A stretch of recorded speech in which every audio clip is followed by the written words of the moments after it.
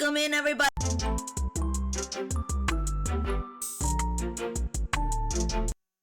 Huh? Oh, well, it was lagging all of a sudden. Welcome in, everybody. Welcome, welcome. Wait. Welcome in, everybody. Welcome, welcome. You saw someone making a salad in front of their houseplants to remind them they have it good. Yeah? I would do the same thing. I'd be like, look at you. Huh? My dog would start barking, all like, what's going on? But yeah. Yeah. I forgot to turn on stuff and I'm like, don't redeem anything! I don't want people to redeem their puddings and stuff. Ah! I like that. No! I know redeem. Oh, it was because I forgot to turn stuff on. I started my stream without turning on like the throwing, throwing and my other stuffs. Oh, that's why I was like, don't redeem anything! But everything's good. Everything's cool. I just put it for 5 minutes because I was like, eh. And we can unpin this now. Boop. Yippee! Alright, you're back. Welcome back. Welcome, welcome. Yeah, I had to make sure everything was turned on. I forgot. Ow! Extremely scuffed, yeah. I'm a little, I'm EP. I'm EP. I was doing some stuff yesterday. Hot stuff I had to do, and I was like, I didn't even get to stream last night. I was like, I wanted to stream, but I didn't get a chance to. Like, I had to cancel stream because I had friends in town. Also, enjoy your puddings. Yippee! Oh, I picked the wrong one. Everything works again. There we go. Let's grab this one. Okay, Kay. Okay, bye. I'm gonna go drive. Okay, bye-bye, Toki. You drive now? You got the car? Don't let me get the keys, though. I'll eat them. But yeah, we're back with the Ace Attorney. Oh, you touched my katana musical notes. I touched your what now? Huh? You've been driving. Oh, nice. I don't know how to drive. I don't think I'm ever gonna learn how to drive. I'm a lazy driver. I have driven. I do know how to drive. One of my coworkers did teach me how to drive, but I don't have a license. I need to go in and get a license, but at the same time, I do want ya. Your samurai sword. Hi, Time Lord. Welcome in, welcome, welcome. And also, hi, Alector. Welcome in, welcome, welcome. Hope you guys had a great evening last night. I hope you guys missed me, but not too much. Because, yeah, we're back with Ace Attorney. Because this was supposed to be last night's stream. Yippee! We're gonna finish this trial. And we're gonna bring everyone to justice. But yeah, last night I was a bit busy, so I had canceled last night's stream, and I messaged my friend because we were supposed to go out and have dinner. That didn't happen. They had family things come up, and then I'm like, oh, then what do I gotta do for dinner now? So I went back home, and I'm like, what do we do for dinner? And then we ended up getting pizza. And by the time, we got everything done, I was like, okay, it's time to, we finished pizza, it's already past my stream time, so I'm gonna just, you know, set up my controllers, try out the new ones, so I could, you know, I could see if they feel good. Yeah, because I got some ergonomic controllers. They're just bigger. They're just bigger and they have a nice little curve, so it makes the grippy easy. Easy grippy. So yeah, that's my story for last night. I didn't really do much besides play Project Evo with the new controllers, just for a test, just testing. Yeah. So yeah, my evening was not very eventful, unfortunately. Well, yeah, I hope everyone else's day was great though. I maybe shouldn't have eaten that spicy thing right now. My nose is kind of drippy. I had spicy mango. You know the mango with like the spices over it, like the tahini and stuff. I got an extra spicy one and it was so good. Oh yeah, now my nose drippy. And I gotta read a lot of text. Wait, December 28th. District Court, Defendant Lobby number 2. We're in. This is it, Judgment Day. Today things are gonna get settled at last. A lot of things. Whoa! What's the big deal? So sorry, Nick. I only touched your shoulder. I guess the shock hasn't worn off from my run-in with the stun gun yesterday. Anyhow, today's the last day of the trial. Good luck, Nick.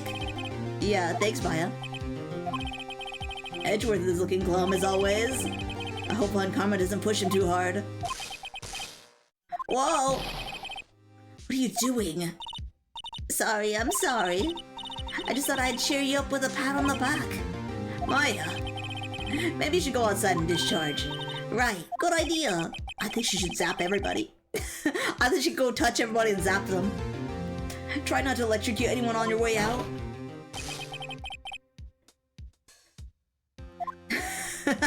She's zapping everybody. She could go in and zap the judge. What's gotten into that girl? Detective Gumshoe. Morning, Edgeworth. Good morning. How did it go, Detective? Have no fear. As promised, I've captured our runaway caretaker. I just brought him in. Took all night, pal. Thanks, Detective Gumshoe. You must be tired. Actually, after that shock I got on the way in, I feel pretty good. Yogi said he's forgotten his own name, but that has to be a lie. Why would he want revenge on Edgeworth if he couldn't remember his past? He does remember, and I'm gonna prove it! Yeah, we're gonna prove that Edgeworth is guilty! Yippee! Is the court in session? Court is now in session for the trial of Miles Edgeworth. The defense is ready, Your Honor. The prosecution is ready. Right, very well. We have reached the final day of our proceedings in this trial. I ask the prosecution submit decisive evidence. Understood. Come on, don't be awed into silence by every little thing he says. Very well, Mr. Von Karma. Your opening statement. Right. Thanks to Detective Gumshoe's efforts, the boat rental shop caretaker has been arrested. In yesterday's trial, the defense asserted that the caretaker was the murderer. However, the caretaker is yet to confirm this. I would like to ask the defense to cross-examine him as much as necessary. Very well. Please bring the witness into the courtroom. We get to talk to Crazy Man again. Ladies and gentlemen of the court, I believe you all remember our witness. Hi, Kelp. Welcome in. Welcome. Oh! Hi, Kelp. How's your day been going? How you doing? What you been up to? Okay. Hi, Kelp. We just chilling today with some Ace Attorney. Yippee! You're fine. How are you? I'm doing pretty good. I ate something spicy, so now my nose is drippy. I ate it like right before I clicked start stream. I'm like, might not have been the best choice. Not much. Day off, so did some errands. Ooh, nice. Yeah, I was doing laundry all morning. There were so many clothes. I hadn't done laundry like over a week.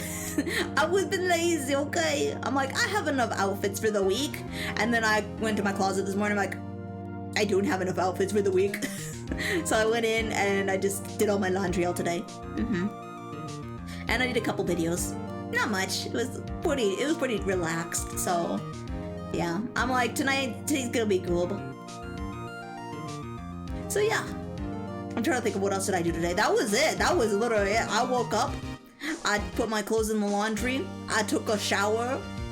I recorded videos. I had a cup of coffee. And then I made more videos. I had lunch. And then I started upstream. Yeah. So yeah, pretty chill day. Not much. Nothing exciting. Nothing really exciting. Yeah. Not much exciting happened yesterday either. Yesterday I was supposed to meet up with a friend. Then he had family issues pop up. So I was like, oh, okay. And then I had to figure out what I wanted for dinner. I was like, what do I want for dinner? And it took me a while. I got some pizza. And then by the time I was ready, like I was finishing food and cleaning up, I was like, it's kind of late for me to stream. So I had a late dinner. So I was like, let's pick up some Project Diva, try out the new ergonomic controllers, which are actually really cute. They're Eevee themed ergonomic controllers. I'm like, ooh. They feel more comfortable than regular Joy-Cons too, so. I just wish they were like, I wish you could play them, wirelessly, but you have to play them on the Switch directly. So, yeah. But they're very comfy controllers. That's why I did a little video on Project Diva. Because I was like, let's test a game that's fast-paced. So, that's what I ended up doing. That was last night. So I ended up playing a little bit of rhythm gaming. And then I was like, okay, my hands are tired. And then I went to bed. And I fell asleep like at 1 o'clock in the morning. But I got to sleep in a bit. So, I'm happy now. I'm in a good mood today. Yeah. So yeah, pretty chill. It's been pretty chill like the past few hours. I believe you all remember our witness. He lives in the boat rental shop at the lake, from where he witnessed the incident. In addition, he has currently lost memory of his name and identity. Witness, why did you run away yesterday? The witness was not running away, as he will now testify. I see. Very well, please begin your testimony.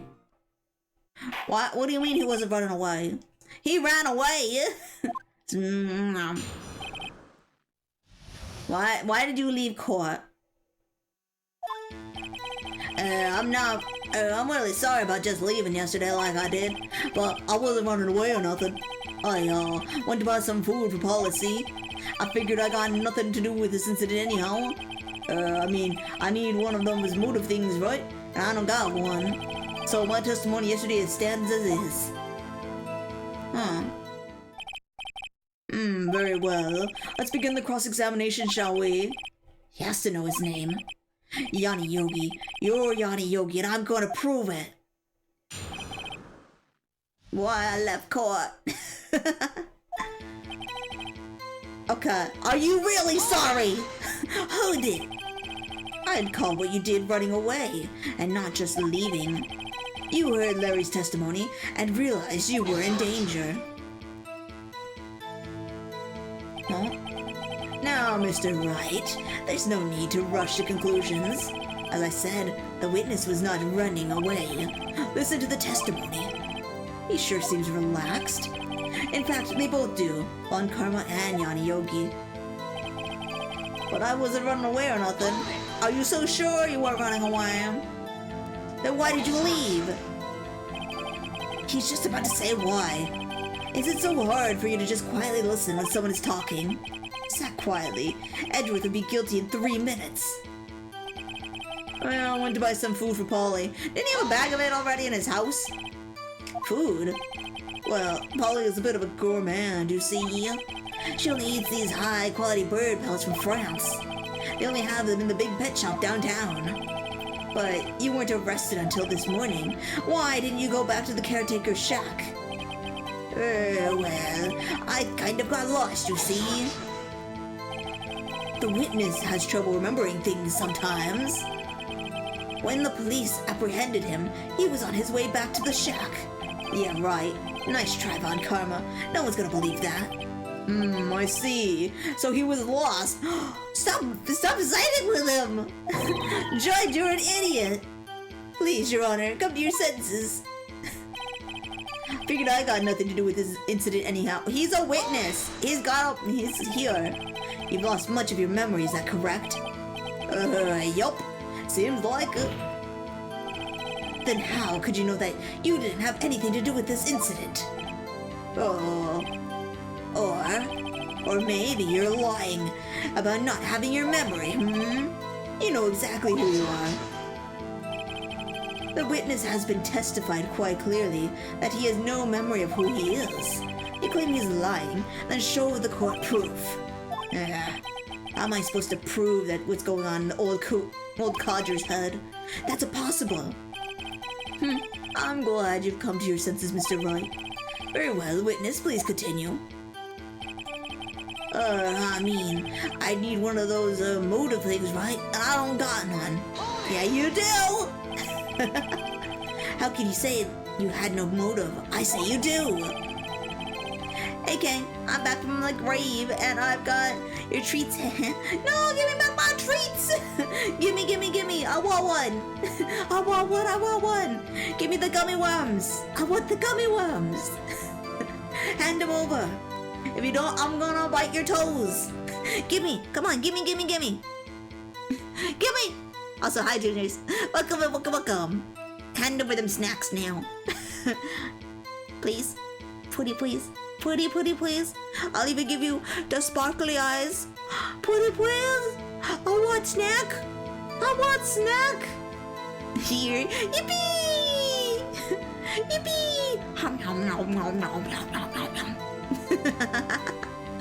Welcome in. Hope your day has been great.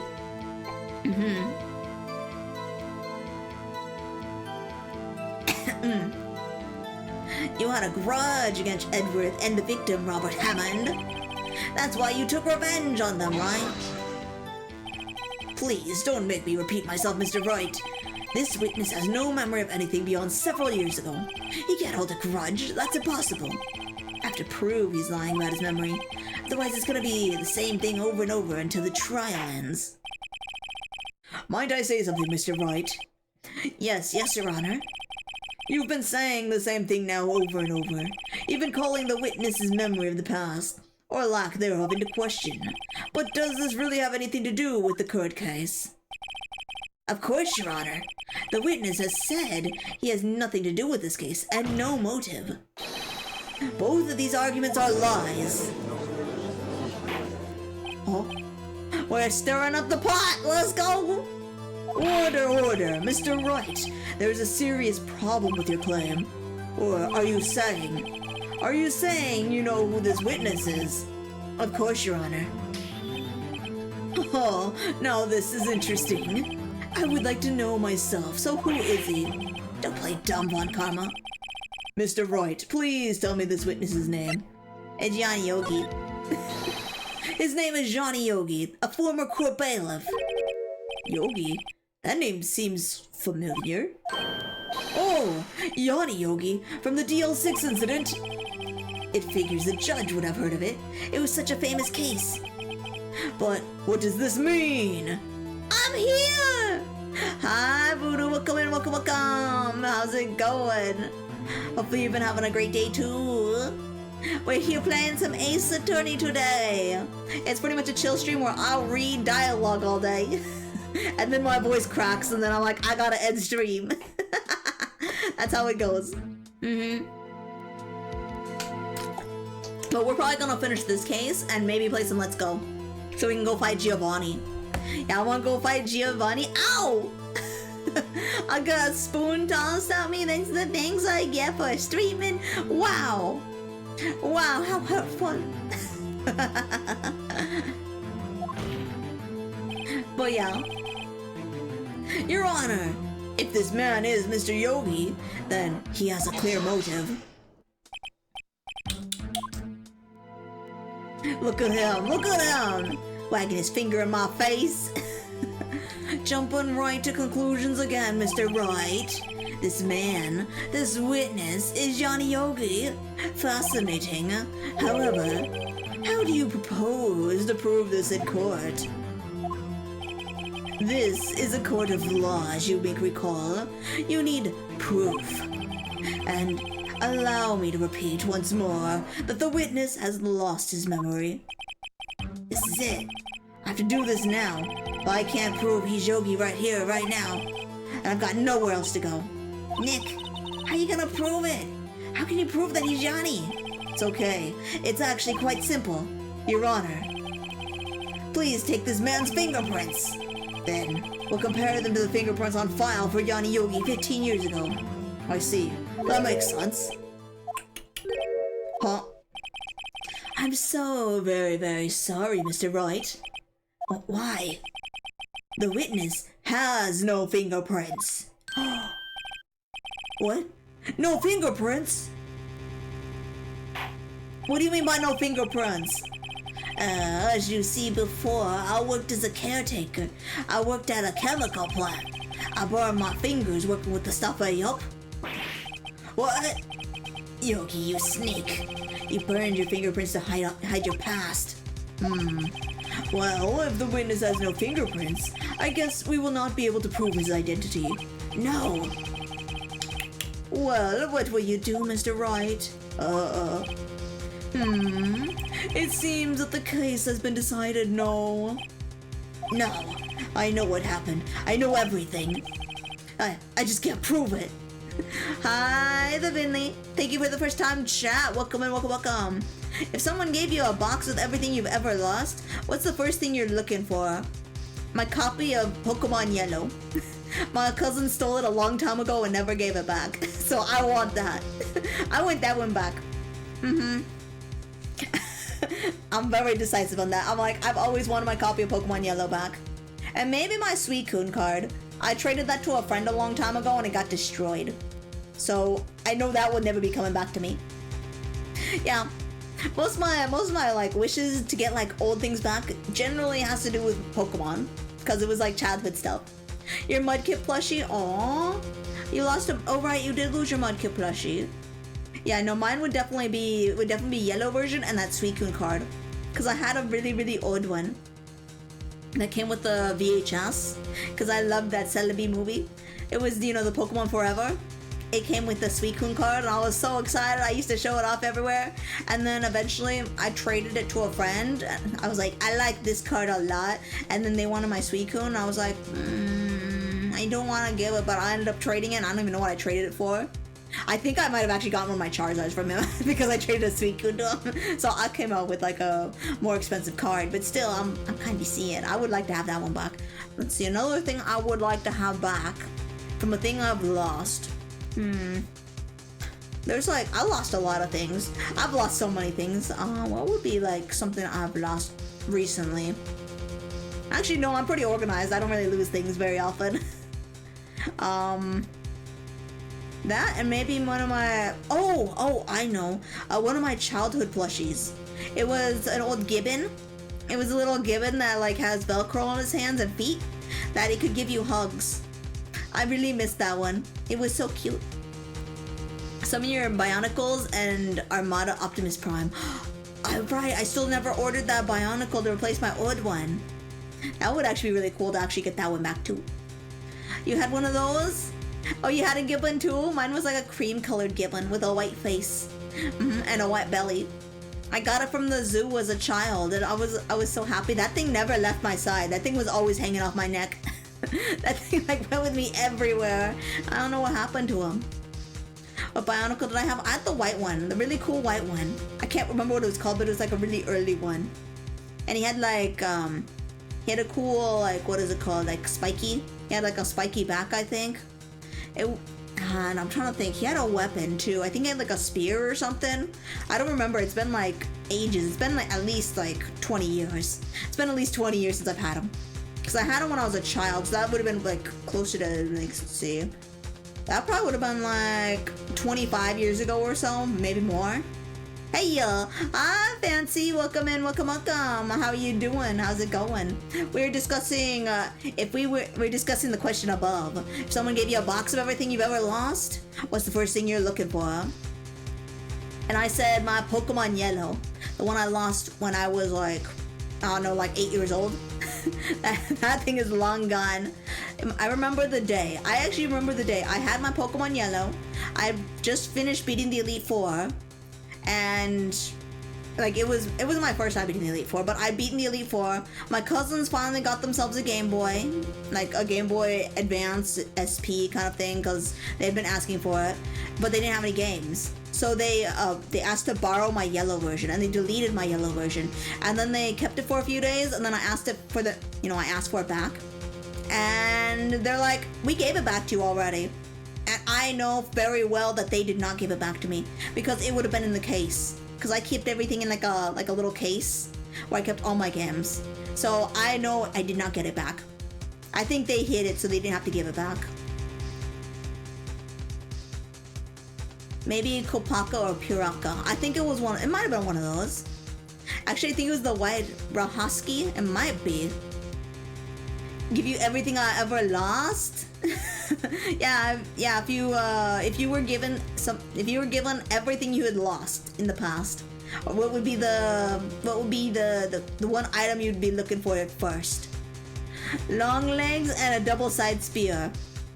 I don't know if he had long legs. I know he had a spear. I sent a picture of it on Discord. Yeah. Let me see. Let me open up my Discord. Yeah. I had to throw my mouse pad to the side. So you hear the let's see. Let me see. Oh wait, that's Disgaea 7. They're making a Disgaea 7 complete? Okay, I'm gonna have to pick that up. I just saw your message. Okay. Yeah. Okay. I'm gonna have to pre-order that, aren't I? Yes, that was him. That was absolutely him. Here, let me click and drag him over here so you guys can see. Yes. How big is this image? There we go. Yeah, this was him. This was the Bionicle that I missed. I had that a long time ago. It was a cutie, and I was like, I want this. Like, I begged my parents so badly for this, and I finally got him. I was so happy. And it's really cool, and I built him, and I had him like, in my room. I had him displayed, and after a while I think my parents threw him out because they're like, Kay doesn't use this anymore. Kay doesn't have anything else like this. They don't collect Legos. They don't they don't do anything with this thing. And I'm like, the Rakshi has cool design. It does. Yeah, that one. Yeah, I was very sad. I was sad when they got rid of it. It's a hard question. You've always hated that you lost a poetry notebook in high school, but there's also some things you had as a kid. You'd probably be worth a few $1,000s now. That's true. I could see that. Yeah, there's like some things as a child, like, oh, this thing would have been a lot more expensive. Yeah, but I think, for me, I didn't let anyone touch my fire-type Pokemon, so I'm actually pretty happy about that. So I got to keep all my Charizard cards from when I was a kid. So I was like, whoa. I never let anyone touch those. Because I was, I very much love the fire-type Pokemon. Now, ever since I was a kid, I was like, I like fire-types. I always collected fire-types. So I have 3 really old Charizards. Not like the original Charizard, but they're still pretty old. Cause at the time, I didn't have Blaziken. So we had Charizard. And then when Blaziken got released, that's when I'm like, there's my favorite. Yeah. Bionicles are decently priced. Yeah, they are. Probably get that one again if you want it. I think I was planning on getting it a while back too. Rebuying it. So I might have to look at some eBay listings or something. You have your Bionicle somewhere? I need to find this one. I'll probably buy one. I'll probably clean it up, and then I'll probably put it on display. I don't know where I'm gonna put it on display. I'm looking around my room. I'm like, I have no space for anything. My room's kind of cluttered at the moment because I've been, organizing Pokemon cards, moving dolls around, stuff like that. But he would look really cool next to all my dolls. He'd be very small. He'd be very tiny next to my dolls. You have a few Bionicles. You've been collecting them again for a few years. Oh, nice. Hi, Bland Beans. Welcome in and thank you for the first time chat. Hope you're doing well. This is your first playthrough? Not of this case, but it's been a long time since I've played this. I haven't finished this game. I have never finished this game. So this is my second time through this case, but I have no idea because I haven't played it I bought this when it first came out and never finished it. So yeah, technically I could say yes, it is my first playthrough of the game. Yeah, Okay. Yeah, so I don't remember what happens at all after this case or during this case. So I'm like I'm at like the same moments. Like I get like shocked and surprised when the character gets shocked and surprised. I'm like, you dirty liar kind of thing. Yeah. So yeah, I'm enjoying it like as if I'm enjoying it for the first time because I have no memory of this. Do you ever play any of the other games? No, but I bought them. I bought them all on Switch.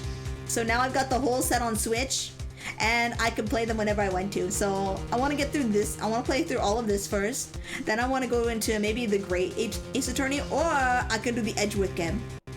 Yeah, or I could play Apollo Justice. So I have them all. I made sure to get them all just because I'm like, whenever I saw them in store, I was like, ooh, I'm gonna get this and play this later. A few years passed, I still haven't played the game.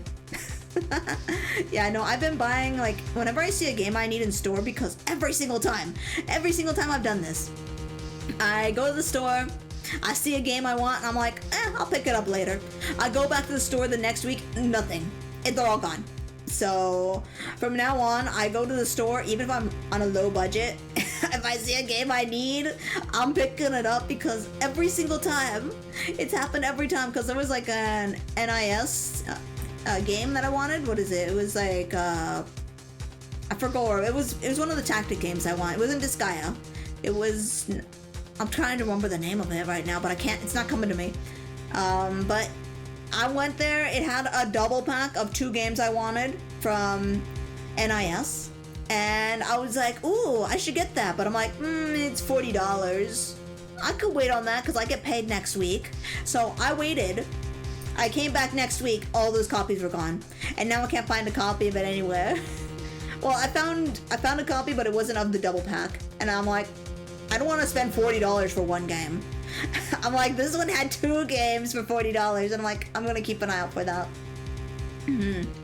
Don't forget the Grace Ace. Yes, I do have that one. It's in my bag of cartridges, or what is it called? My case of cartridges. I don't throw them in a baggie like I used to. I have the horror of knowing that I threw everything I loved into Ziploc baggies. GBA games, Game Boy Color games, Yu-Gi-Oh cards. If I didn't have a proper way to store them, I would grab a Ziploc baggie, toss them in there, zip them up, and put them away. Rip, I know. Well, a lot of my GBA games were saved because of that. There was a little bit of water damage in my old house, which we moved out of, and all my GBA cartridges, perfectly safe. No water, all completely dried because they were in very good Ziploc baggies. I was like, wow. Same thing for a lot of my cards, because they were in like a box, like pretty much like, think of an ottoman. It's like a box, right? They were in an ottoman. That, with the storage thing. And then when we moved the ottoman, it was all yucky on the bottom because of the water damage, and everything that was in Ziploc baggies were safe. Gotta get yourselves one of them card cases. I do have a card case now. They're all nice and tucked away in card cases. Yeah, I've got like a nice big one that holds all my DS games and all my PS Vita games and all my, what are they called? And all my Switch games. And then I got another place where I store all my game cartridges. Yeah. Now I have plenty of storage. So much storage that I can lose stuff. My bedroom has a wall that is all storage space. It's like a wall of cupboards. It's crazy. It's so cool. I'm like, it's crazy cool. Like, I can't even reach some of these cupboards.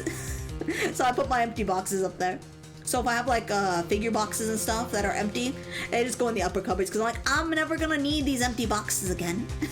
Or not unless I want to sell a figure, so I put them up there. So my lower storages are for like my gaming and stuff. And then like this room has 2 closets. Not walk-in closets, but just 2 basic closets. But they're big. They're still big. They hold like 1 closet's for clothes, 1 closet's for gaming. So we have a whole closet just for my gaming stuff, which is pretty cool. I think it's pretty cool. And then we got one like, there's like a big cupboard that opens up, and that's where I keep my shirts. All my brightly colored shirts. I got button-up shirts, I got Hawaiian shirts, I got all kinds of shorts in there. And then I like stick my Yu-Gi-Oh cards in there too. Because I'm like, there's a bottom layer, my shirts don't touch it. Put cards in there. Yeah. So I've got like lots of drawers and cupboards. And then my whole desk that I have, plenty of drawers to spare. I have like, yeah, so much storage space. Now I can't remember where I put everything. I think I put my DS in the furthest drawer away from me right now, so I can't even reach it at this point. But yeah, so everything is safe and protected and kept nice. I still kind of wish I had the GBA boxes though, but my parents threw those away. I'm glad I took the games out though. Yeah. My parents, my dad was never around, but my mom always had, she was like a clean freak. She liked everything clean. She didn't like anything cluttered. And then you look at me and you go into my room and it's like, what exploded in here? But yeah, she would get rid of like old things that she thought that I didn't want, kind of thing. She would go through and be like, that's just a cardboard box, and then toss it. That book is all beat up, toss it, kind of thing. Unless it had unless she knew it had sentimental value. So yeah. So yeah, I'm like, now I have to keep everything. Now I have everything in my room and I'm like, nobody come in my room. Nobody touch my stuff. And I was like, pretty much, I have an older sibling, but they were like much older than me. Like we have like a 13-year age gap. So I was pretty much treated like an only child. So I'm not good at sharing. I'm not very good at sharing. So when my little niece and nephew come in my room, I'm like, don't touch it! Don't touch it! That's what my whole thing is. Don't touch my stuff! Yeah, so I'm always like that. I'm a little crazy sometimes. I don't yell at them. I just like move their hand, like I grab their wrist and like move it away from my thing. I'm like, no, don't touch the plushie. That's my plushie. No, don't bring your stuff in my room. You're gonna make my room dirtier. Yeah. I could be kind of bad about that. I like my stuff in specific locations, okay? Everything has a place and a time, and everything has a location that it's supposed to be in at all times. So if I want something, I go grab it and it's right there. If it gets moved, I'm gonna panic and I'm gonna tear apart the room. So yeah, everything has a spot. Yeah. Oh, right, we're still playing a game. I forgot about that. We're still playing a game. I can prove it. But no, I can't let it end like this. I can't lose. There has to be another way. There is no one who can testify as to who this witnesses. No one. Nick, what are we gonna do? I didn't even consider that he might have erased his fingerprints. What do I do?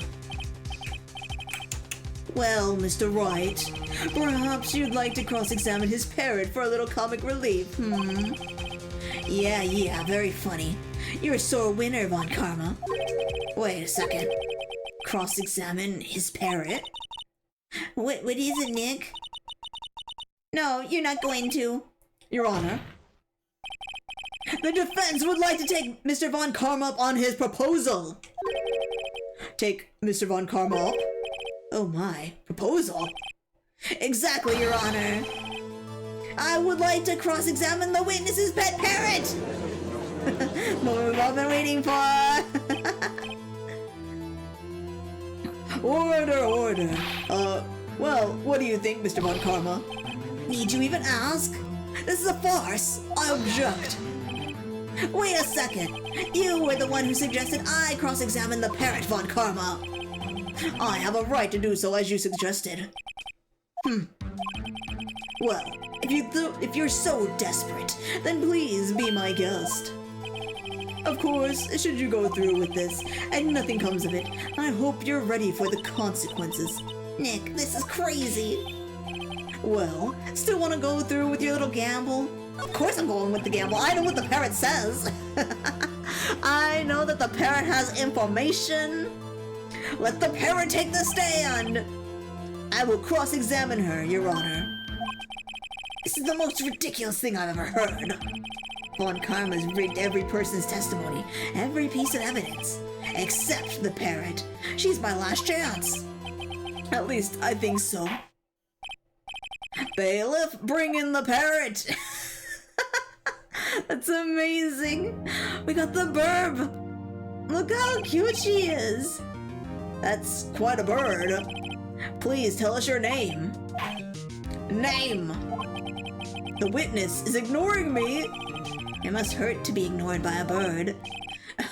Very well, witness. Who is your owner? Please, testify for us. It's not gonna say anything until you say, Polly, what's your testimony? This is a classic court tactic. Animals can't lie. Exactly. Animals don't know how to lie. I'm actually a pretty bad liar myself, too. I'm pretty dumb when it comes to lying. I've played too many games where people, like, where you're supposed to trick people. My face gives it away. Like, my expressions tell everything. And then when I try to lie, I get very stupid. Like, I get stupider than usual. I'm already pretty dumb. And that's not a lie. But you know, I can't, I always, like, mess up too much when I lie. Especially when we're, like, playing card games, and I'm trying to bluff. I can't bluff. I start grinning stupidly. I have, like, the biggest, dumbest grin when I get, like, the card I need. And they're like, you pulled that card, didn't you? And I'm like, no, I didn't, I couldn't have. And they're like, all right, we know what you pulled. I'm like, no. So yeah, I've always been known to be a bad liar. Hello, squawk. Probably not gonna answer. Certainly the most concise testimony we've had so far. Very well, begin your cross-examination. Right. What are you gonna do, Nick? I don't know. What do we do, Maya? We gotta cross-examine the parrot, of course. Let's say Hooded, because they didn't say Polly. Witness, you can't just say hello and expect us to get anywhere. I want you to testify. Maya, you talk to her. Right, what do I say? Have we forgotten something? As I recall, 2 days ago. Polly, have we forgotten something? Squawk! Don't forget DL6. Squawk! I like making squawk noises. If I can get Polly to say that here, that will prove that the caretaker had something to do with DL6. Polly, have we forgotten something? Hello, squawk! That's not what you were supposed to say. Forgot something. We forgot. Hello, squawk! Uh-oh, it's not working, Nick. She won't say it. This is ridiculous. Why won't she say it? Something the matter, Mr. Wright? Wait. Don't tell me Von Karma expected this. He couldn't have retrained the parrot, could he? Did he train her not to respond when asked if we'd forgotten anything? Well, guess we should try to get some information out of her. We need to show the judge that you're the owner of Yogi. Okay, let's see what the ... means. It's not the same parrot. Oh!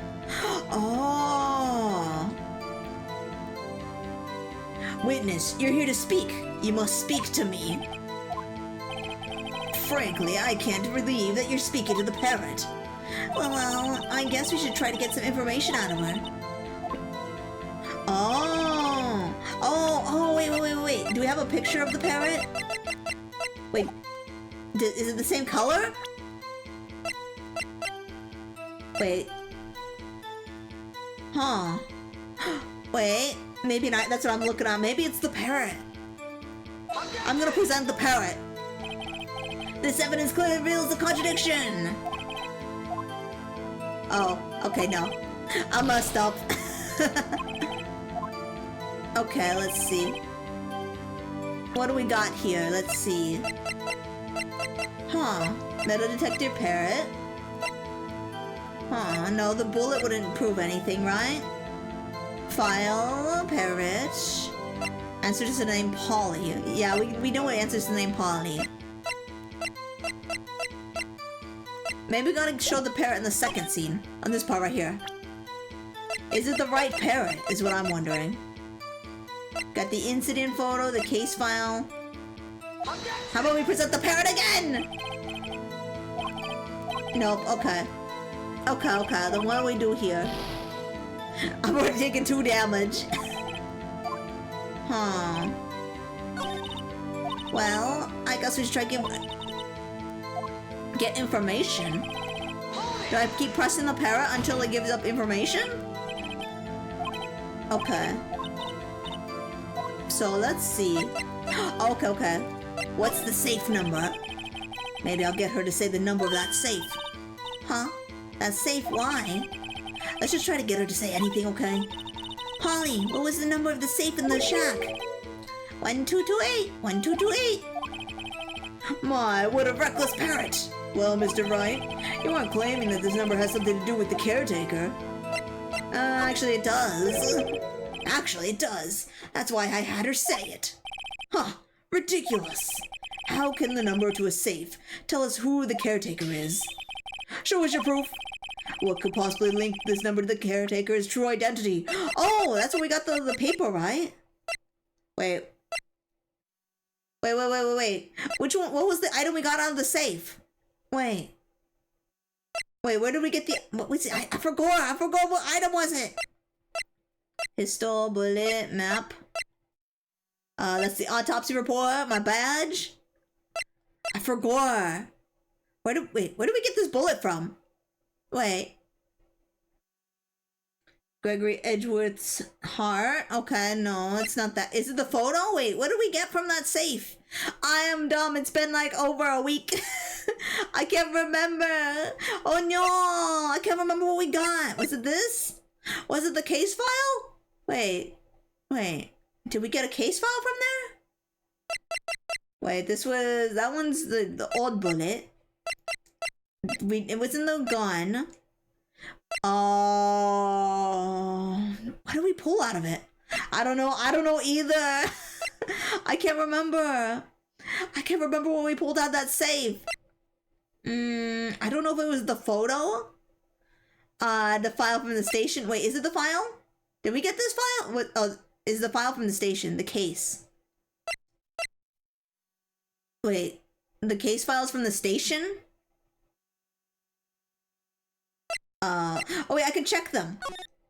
Location, elevator, courthouse. Okay. Can I check the other? I wonder, can I check the other items? Okay. The case files from the police station. Okay. So where do we get this bullet from? Maybe it's the photograph? I thought the photograph was from the police station. Wait, the date? What do you mean the date? This? 12/28/01. Yeah, it's the case file for DL6. Do you see the date? Yeah, 12/28/01. Oh, wait. Oh, is that the... Oh, that's the safe number, isn't it? That's the safe number. The DL6 case file. What is this obsession you have with that case? Mr. Wright, where in this file is something related to that safe number? It's the case summary, right? Yeah, it's the case summary. It's on the case summary page. The case summary? Specifically the date on which the DL6 incident occurred. The date of the incident, December 28th. Why, that's today's date, 15 years ago. And the number on that safe is 12/28. Ah, he used the date of the DL6 incident as the number for your safe, Your Honor. That's how important that date was to him. I see. It certainly is an interesting coincidence. People often do set their secret numbers to dates. Bah! This is not tangible proof. I set my ATM's card number to 0001 because I'm number 1. That has nothing to do with the date. Nothing. Ooh. Oh, we can go on a big spending spree then. After this court case. Indeed. Alone is a little weak for evidence in a murder trial. We would need some other corroborating evidence. Where am I gonna find that? Nick, we're getting closer. One more, if we can just get one more piece of evidence. Right, but what? Very well, witness, you may continue. Quickly, use his ATM card! Rack up some points! Wait, no. Rack up some debt! Well, I guess we should try. We need to show the judge that her owner is Mr. Yogi. Okay, so let's press the verb again. Witness, please testify. Ask what's your name. Maybe I should get her to say her name. Polly, what's your name? Polly, squawk! Mr. Wright, I think we've established that this parrot is named Polly. Does this have anything to do with the owner's identity? Of course it does. Yes, it does. Huh, fascinating. You claim that these parrots' name will prove the owner's identity. Then show us the proof. Nick, don't you think you're taking the bluffing a little too far? Listen, we're not here to answer the question of who is the caretaker. We're here to prove that he is Johnny Yogi. All we have to do is tie Polly to the name Yogi. Your Honor, the proof that the parrot's name reveals the caretaker's identity is... I know, I shouldn't have bluffed that one. Let me see. The murder weapon found twice. I'm making sure I didn't miss anything. The name was Polly. Okay, Polly. I don't see anything. Make a noise. Let's see. Let me see. It's there. Wait, it's there. It's in the case incident. Wait, it's in the. No clues found on the scene. Edgeworth. It's in the case file. Okay, returning Miles Edgeworth 9. The murder weapon was fired twice. Court bailiff with Edgeworth. Memory lost due to oxygen deprivation. Oh, Polly Jenkins on the suspect data. Ah, suspect data. Polly. Okay. Okay, yeah. Okay, there we go. I didn't expect to read the DL6 case file. That's quite a large file you have there. Which page is this proof on, then? Show us or stop wasting our time. Very well, Mr. Wright. Please show us the page. Where in this file is the information connected to this parrot's name? In the suspect data! Yippee! It's on the suspect data page. This page has all the information about Yanni Yogi. Right after he was arrested, his fiancée committed suicide, see? Indeed, it does say that, yes. What was his fiancée's name? Polly Jenkins. Polly? Exactly, Your Honor. He wanted to remember the name of his fiancée, who had committed suicide. That's why he named his parrot after her. I see. I guess that is possible. Preposterous! Who would think that a good lawyer needs to read?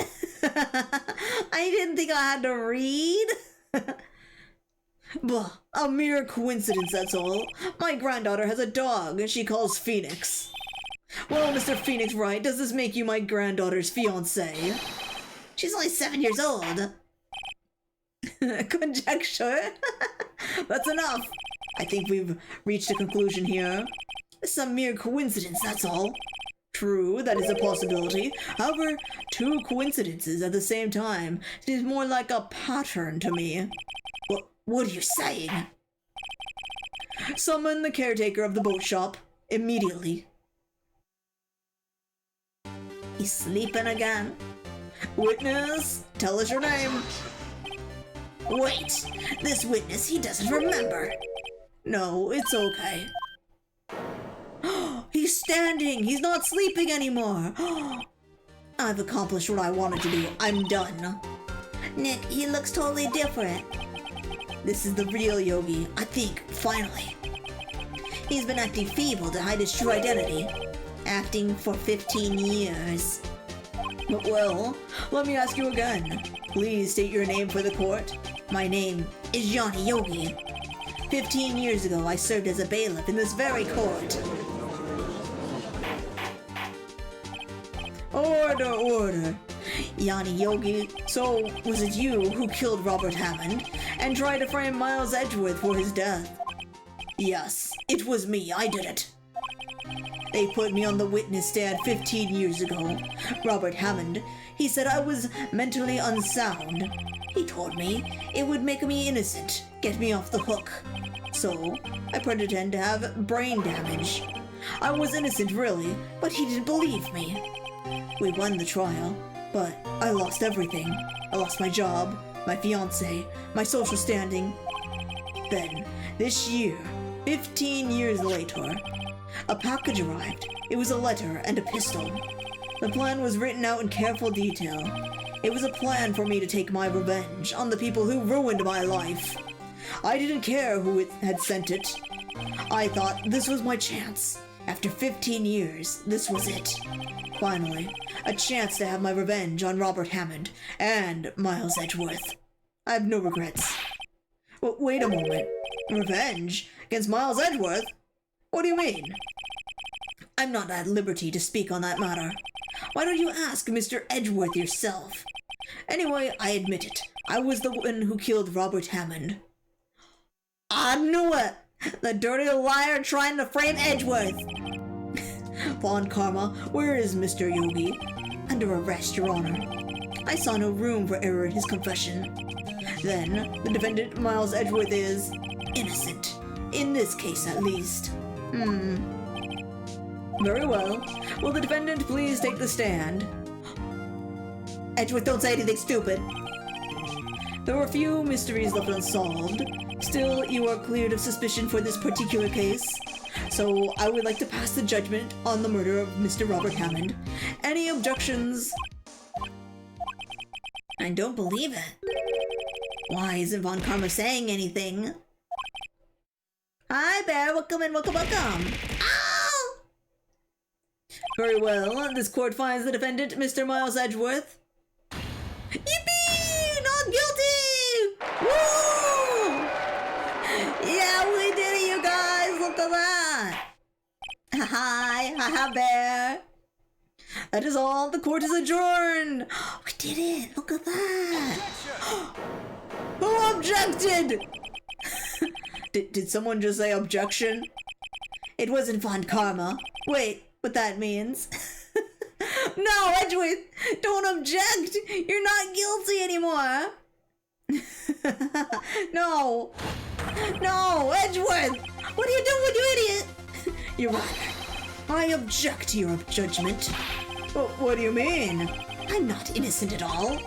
As we have heard, Yanni Yogi killed Robert Hammond in revenge. But revenge for what? Nick, Edgeworth is trying to confess. He's gonna say he's guilty. He's gonna tell them he was the murderer in the DL6 incident. He's gonna tell them he killed his own dad! Uh-oh, what do? I'm raising an objection! I object your objection, Edgeworth! The judgment has already been passed! I object to Edgeworth's outburst! Did something like this happen yesterday too? I believe a certain witness raised an objection after a guilty verdict was passed. That'd be Larry. We must hear this new statement. We must hear Miles Edgeworth. He's right. We have a duty to hear Mr. Edgeworth out. No, we don't! We do not have said duty to hear Mr. Edgeworth out. For 15 years, I've had a reoccurring dream. A nightmare. It's only a nightmare. That's what I told myself. But I know it wasn't a bad dream. Yanni Yogi wasn't the killer. You mean, in the incident where your father died? From the distance of the shot, it wasn't suicide either. Everything was clear as day. The murderer, the criminal in the DL6 incident, it was me. Your Honor, I confess my guilt. I am guilty for the DL6 incident, the statute of limitations which ends today. The culprit is me. Edward, no! Stop being stupid! Order, order. This certainly is unexpected. The defendant declared innocent is confessing to a different crime. A crime for which the statute of limitations runs out today. I'm not really sure how I should deal with this. Bah, it's obvious. We hold a trial right here, right now. We tried this man for his crime of 15 years ago. What? No, it ends today. No, you can't do that because it's already ended. Today is over. I think I would like to take a 5-minute recess. During this time, I will consider the appropriate course of action to take. Court is adjourned. Edgeworth, I want to shake your shoulders and say, why are you doing this? We've got you not guilty verdict. Why are you doing this to me? I'm sorry, right? I just wasted all of your effort. Mr. Edgeworth, I don't believe it, sir. I mean, you? Kill your dad? I didn't want to believe it myself, Detective, but it's the truth. I deserve to be punished. Murder is murder no matter what the circumstances. This is crazy, just crazy. Nick, what are you doing? Huh? Oh, I was just reading through the court record once more. Wait, I'm reading? I'm getting my case ready. Your case? For what? Huh? Isn't it obvious? I'm gonna prove that Miles Edgeworth is innocent. What are you talking about, pal? He just admitted to it. He confesses that he did it in court. I'm sorry, Edgeworth, but I don't believe your nightmare. What? It's just a dream. It's not real. The truth is right here in the court record. Any case, tighten your belts. The real fight is just beginning. I'll prove you're innocent. Trust me. Right. We know he's innocent. Ace Attorney has more twists than a bag of pretzels. Pretzels.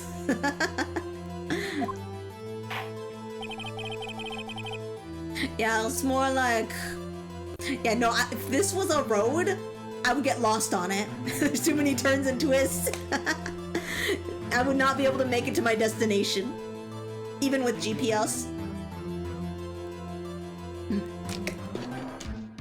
I had to take a sippy though. My voice has got a little dry for a second. Now then, I would like to resume our trial. Judge, Miles Edgeworth has admitted his own guilt. He has confessed his crime. Maybe roundabouts. Imagine a road of just roundabouts. I would get so lost. God, I would not make it to my destination. Mini roundabouts. I would get lost. I'd end up back where I started, or maybe even the middle somewhere. I'll be like, oh, where am I? I'd have to call somebody. I'll be like, hey, Lestro, can you pick me up? I don't know where I'm at. I got myself lost, and then Lester would somehow find me, and then we'd both be lost together after that. We'd get lost in the roundabouts. I thought it was that way. And then they'd be like, oh, I thought it was the same way too, but we're somehow back to where we started. That's usually how it goes. Even with GPS.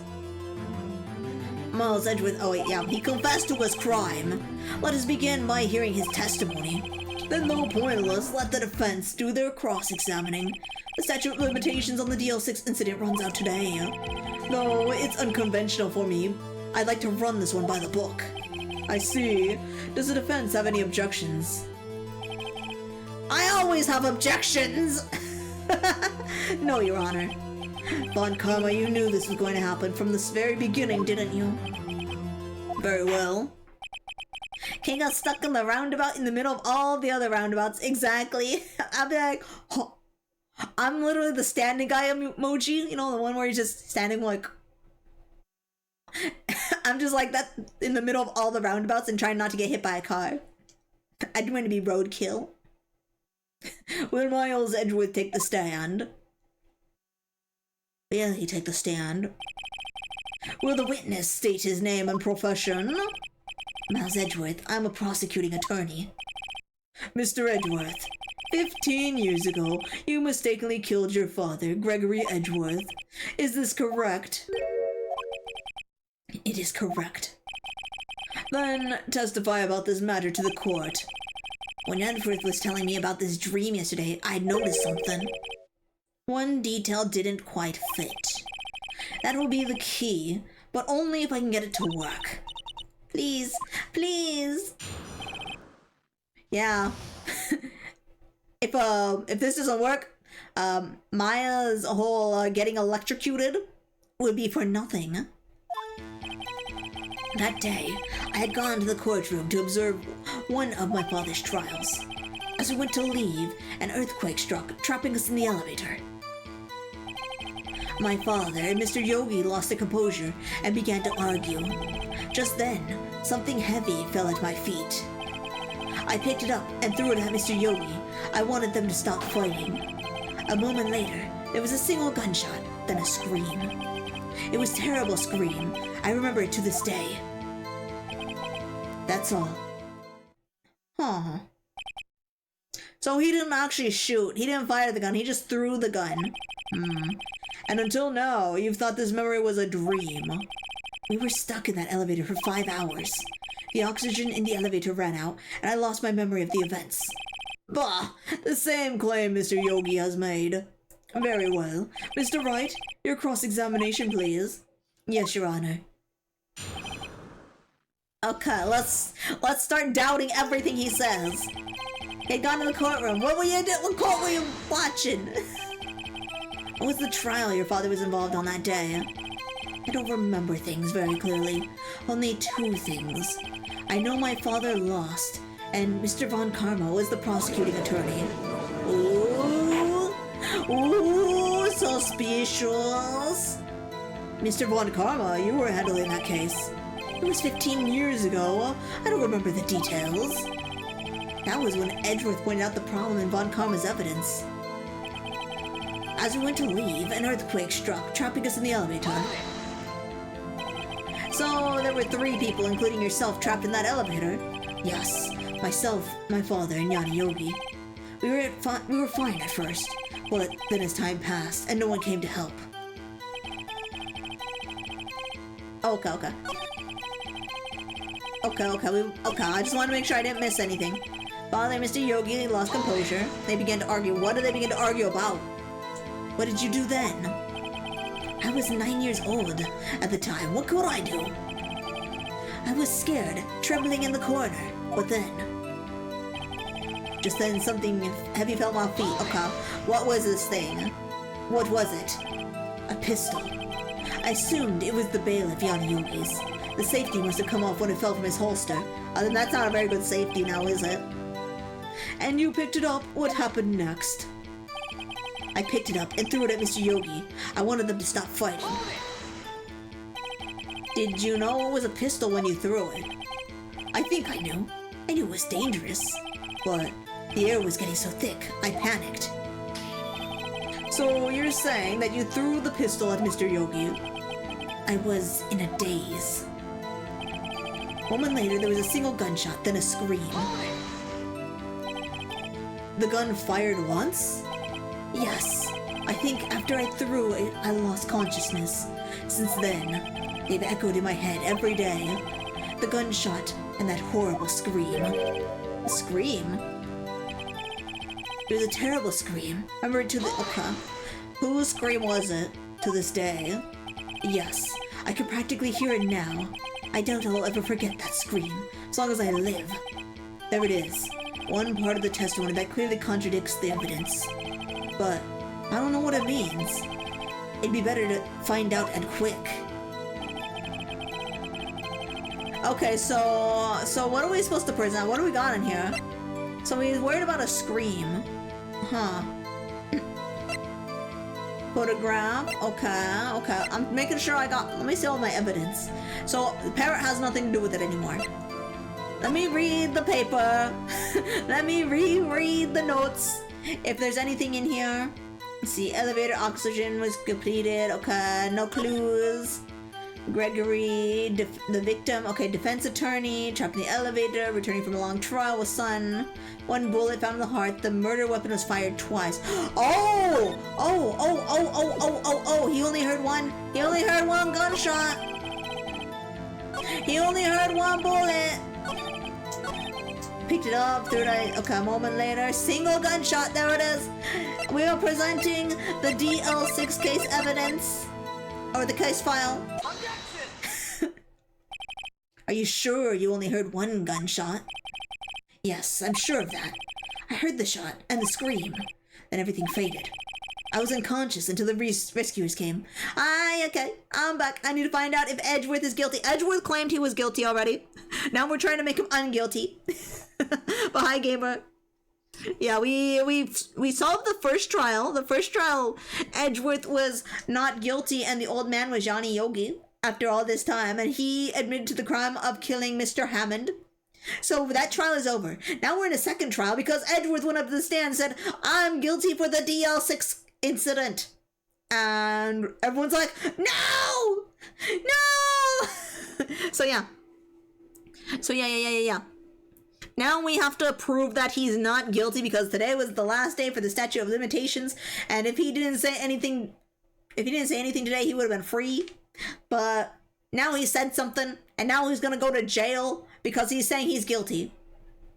The jury has reached a verdict. We pronounce the defendant unguilty. So yeah, we gotta make sure he's not guilty anymore. He's like, I'm guilty. And I'm like, sit. I was like, oh, sit back down. You're not guilty. I'm guilty. Brother, so what? You was 6. You wouldn't be convicted anyways. He could have been. He could have been, but not today. It's been 15 years. He was a kid. You can't go to jail for a crime you commit as a literal child. You can go to juvie, but I don't think, yeah, if like over 15 years have passed, I don't think they're gonna try you for anything. Like, just imagine, you went and like stole something from the store, like as a 5-year-old, and then coming in like 20 years later going like, hey, I'm in court because I stole something 20 years ago.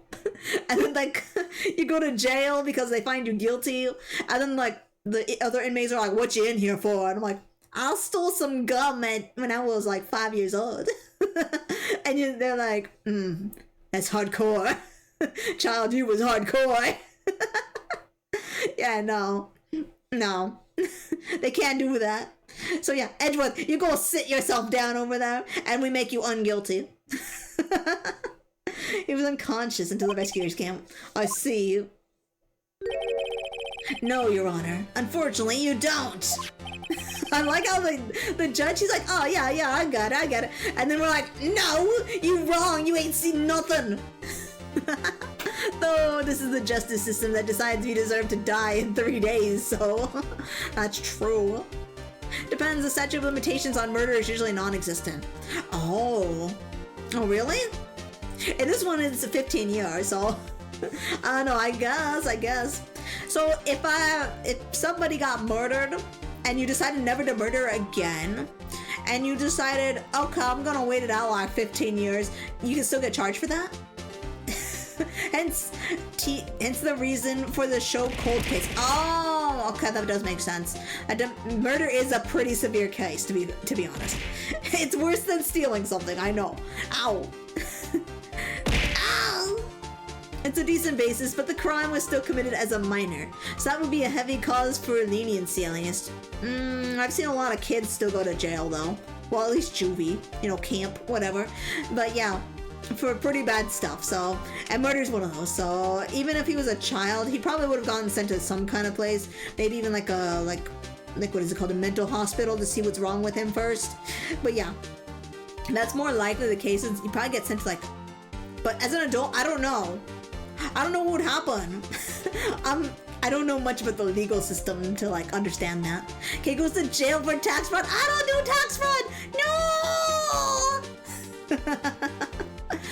I do my own taxes, but yeah, I don't understand taxes that well. So hopefully I never go to jail for tax fraud. Right, but he's a child now, so they can't really sentence him to juvie. That's true. He'd get sent to jail. Yeah, no, I don't know what happened. I don't know what happened in this kind of case, IRL. I guess it'd be kind of like a tough trial, wouldn't it?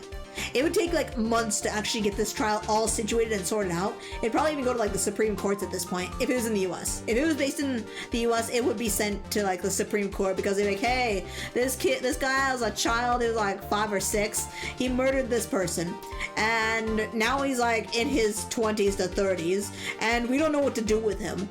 Kind of thing. Do we try him still? Does he go to jail? He seems to like be a completely different person from his 5-year-old self. What would they do in that situation? There are some crimes that you will be tried for as an adult, even if you're below 18. But those are like preparing an attack on a head of state terrorism, piracy, or high seas and so on. Oh, okay. Be an interesting case, and I have no idea how they would deal with that. I bet there's some case out there where this happened. I'm pretty sure that it's gotta happen at some point, right? No, if IRL, he would be just considered guilty, but wouldn't be punished. Oh, okay.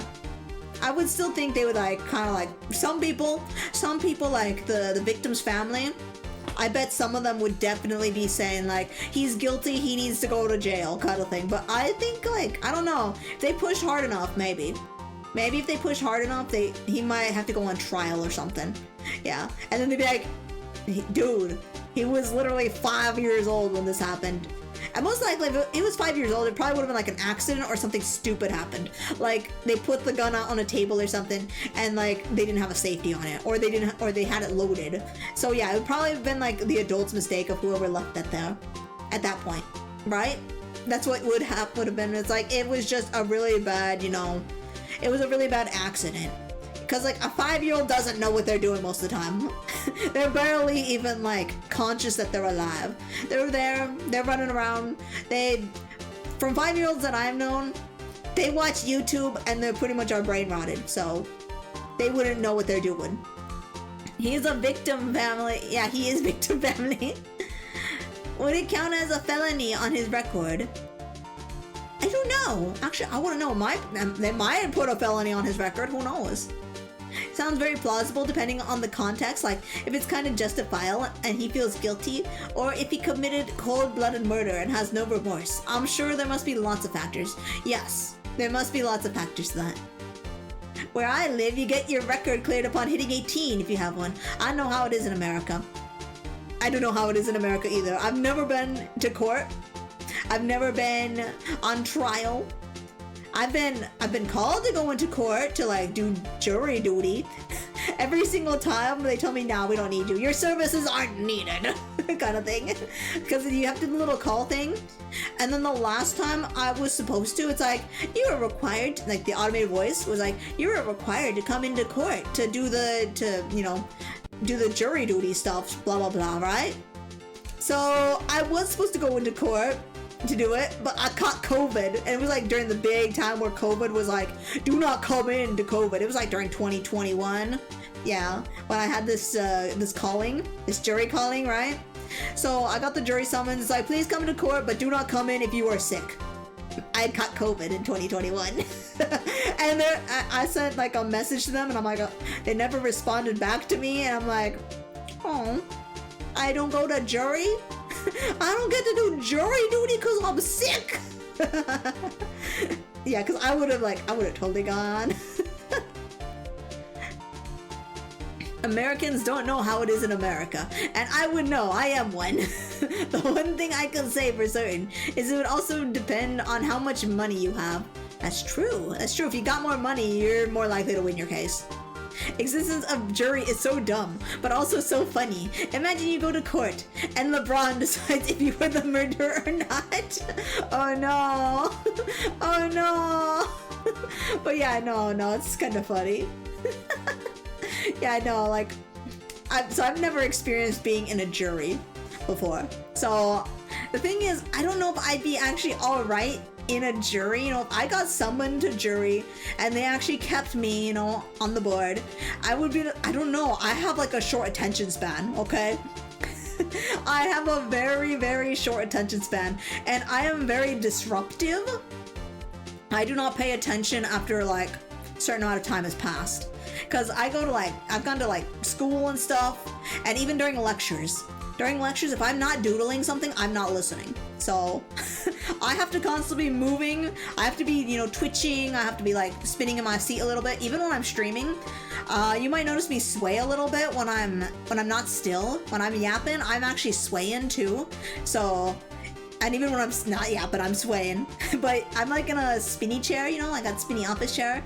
So I kind of swing my chair side to side when I yap. So that's why when you see me yapping, I'm kind of moving side to side a little bit.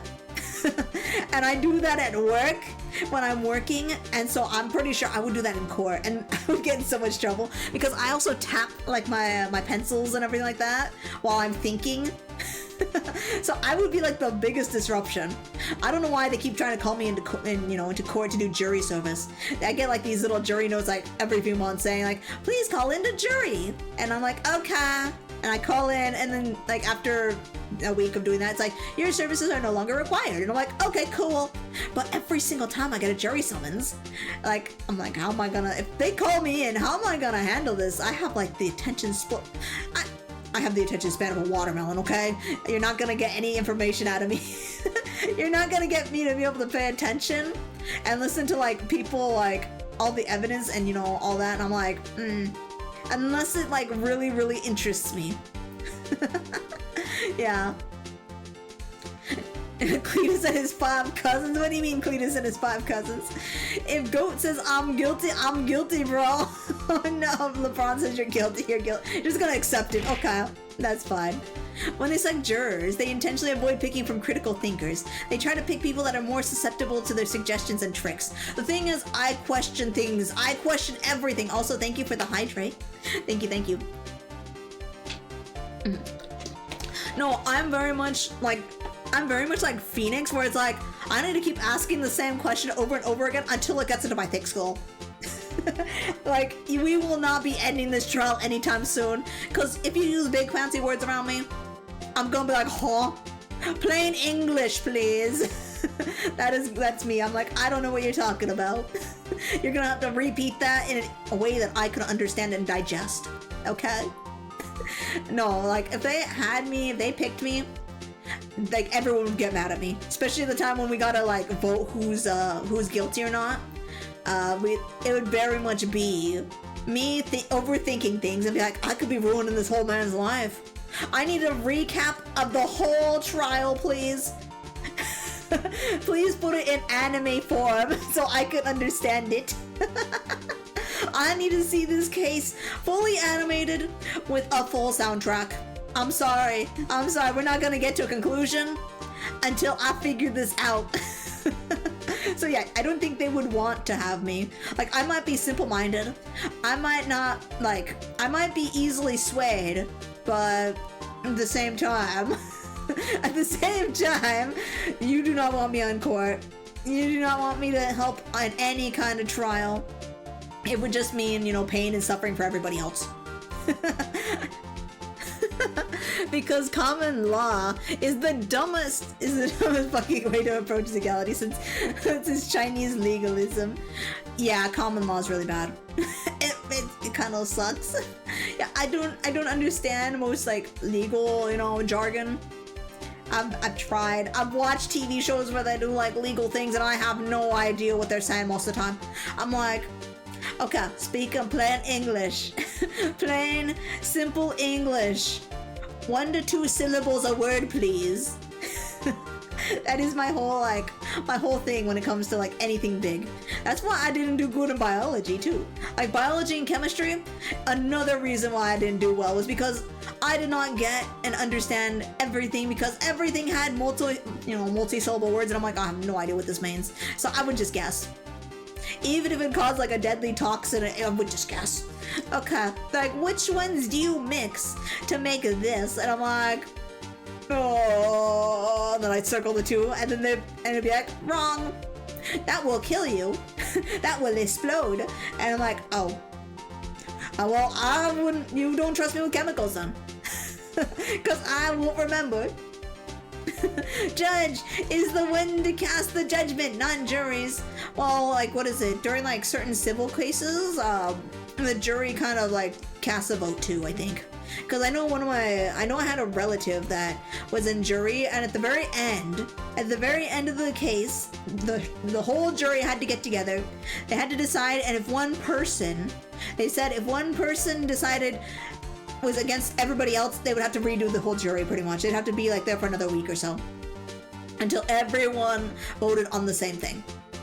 Yeah. You have to get going since D&D is starting soon. Oh yeah, no worries, Kelp. Hope you have a good time at D&D, and I will see you tomorrow for some Digimon. Yippee! But yeah, so some cases, I'm guessing those are like more civil cases. Like, I'm guessing it's like small amounts of money or whatever. It's nothing huge. It's nothing like murder, but yeah. I don't know what kind of cases I've been called into though. I wonder if it's because of where I work. Because one of my coworkers recently said that they got called into a case because it was like a medical case, and since we work in like medical, they thought her information and her knowledge on stuff that we do in medical, would help in the case, as a juror. But I wonder if that's true. Like I guess for her case that she went to, yeah. But I wonder, what do they, when they call me to trial, to be a jury, a part of the jury, do they think, hey, this person works in like a medical field? Do they think I'm smart? Do they actually think I have some kind of intelligence, huh? I'm a VTuber. Most of us aren't very bright, okay?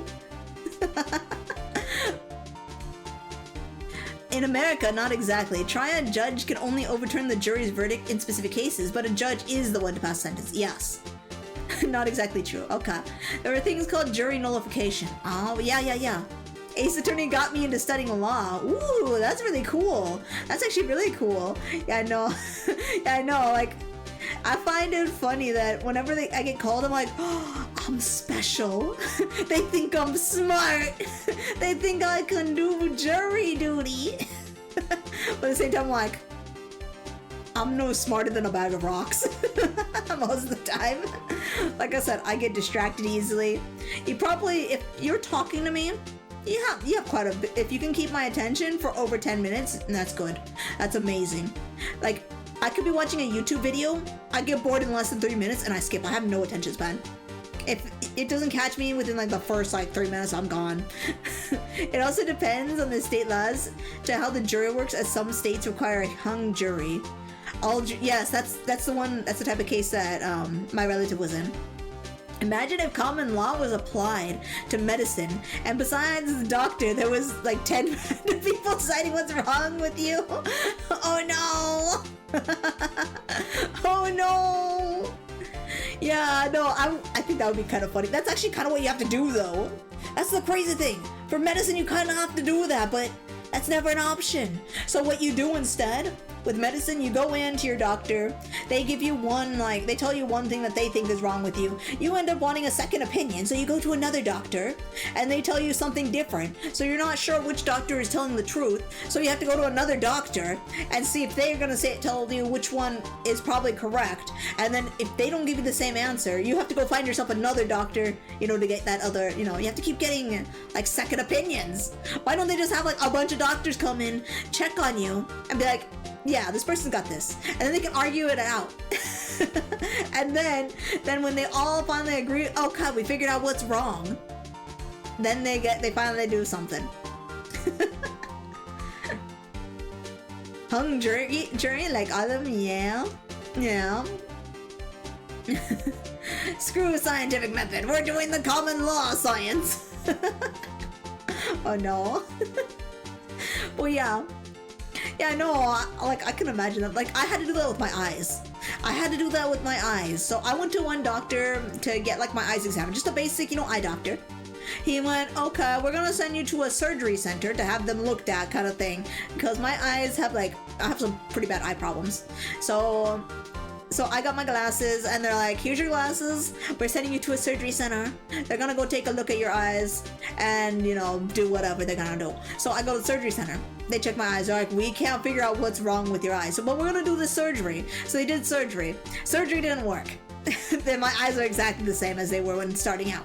So they're like, we don't know what we're gonna send. We're gonna send you to a neurologist. Okay, that neurologist comes in. They check, and they're like, okay, we're gonna send you to a foot specialist because maybe there's an issue with your foot that's affecting your eye. I'm like, what? I was so confused. So yeah. No, I've been to multiple eye specialists, multiple neurologists, had MRI scans. They don't know what's wrong. So yeah, I have a lot of weird problems. Yes, yeah. So I feel like if they could do a group of doctors, I know it'd be more expensive for people, but if they could do a group of doctors take a look at you and finally narrow it down to one thing and be like, this is what you have. Because that's what they do in jury cases, right? They have to narrow it down to be like, yes, this is the verdict. I think it would be better for medicine to be able to do that too, right? I know it would be harder to get to a doctor to see that, but still, I'd be very appreciative instead of having to jump through hoops to be like, what do we have? After Alexander the Great died, there was a rumor because he had so many doctors around him. They kept arguing what's wrong with him instead of treating him. Actually, that would be a really bad thing too, but it would also be kind of funny. So, hung jury actually means that the jurors cannot reach an agreement. Yes. Some courts require all jurors to agree on the verdict to pass sentence, and if not all 12 agree, it's called a hung jury. I guess because in that case they're hung up in court. Yeah, because they're kind of stuck there until they all, they all agree. But that depends on state laws. Yeah, I think where we live, that's we do have to have like a jury all agree, depending on the case. It depends on the case, but I don't know what it depends on. Like I said, I'm not the smartest and I don't know law very well. Oh wait, we're still playing a game. I forgot. Sorry about that. I got distracted again. I'm distracted. I'm sorry, guys. Before I start reading, I'm gonna take another sip.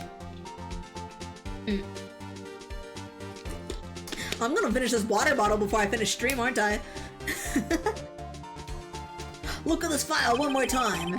This plainly contradicts the witness's testimony. You don't be object to my objections. You just know a little edits that you've googled or picked up working corrections. Oh, that's cool. That's actually really cool. You do enjoy dragging out that file, don't you? I don't accept this evidence unless you can tell us what page it's on. Wait, I don't remember. Two bullets, two gun sounds. I don't remember. I don't remember what page it was on. Oh no!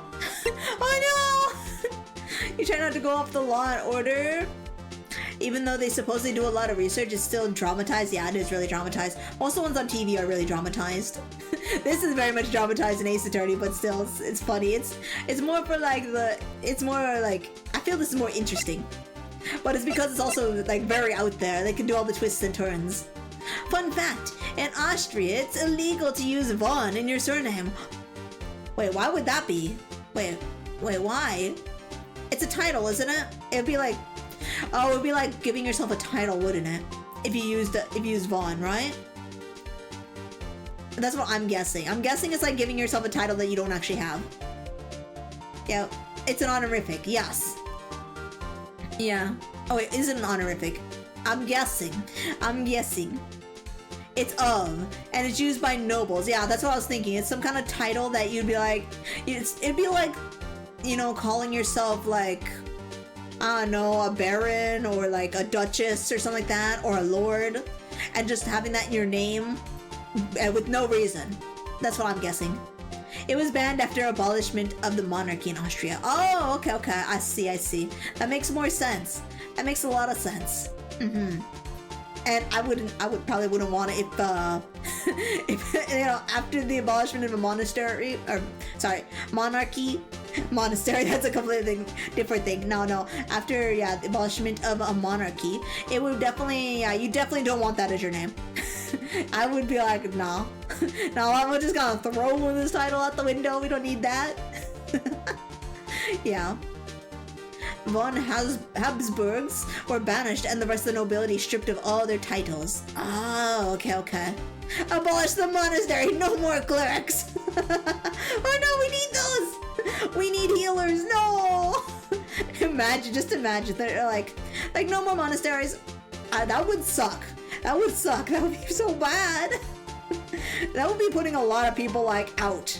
Like they're like, for a lot of people, monasteries are people's homes, so yeah, that'd be like putting a lot of people in the streets. That's what Henry VIII did after forming the Church of England. I didn't know that. That's horrible. That's horrible. Wait, right, he established a church because he didn't like the rules of the other church, and he's like, I'm gonna make my own church. Yeah. That sounds very stupid. Creating a whole church just so you can bypass another church's rules. It's very dumb. Also, do you guys remember what page this was on? It was where it said 2 gunshots. I'm gonna guess it's on one of these 2 pages. I didn't remember looking at it. Wait. Oh, never mind. I can actually look. I don't have to guess. Okay, so it was, okay, it was on the victim data. Okay.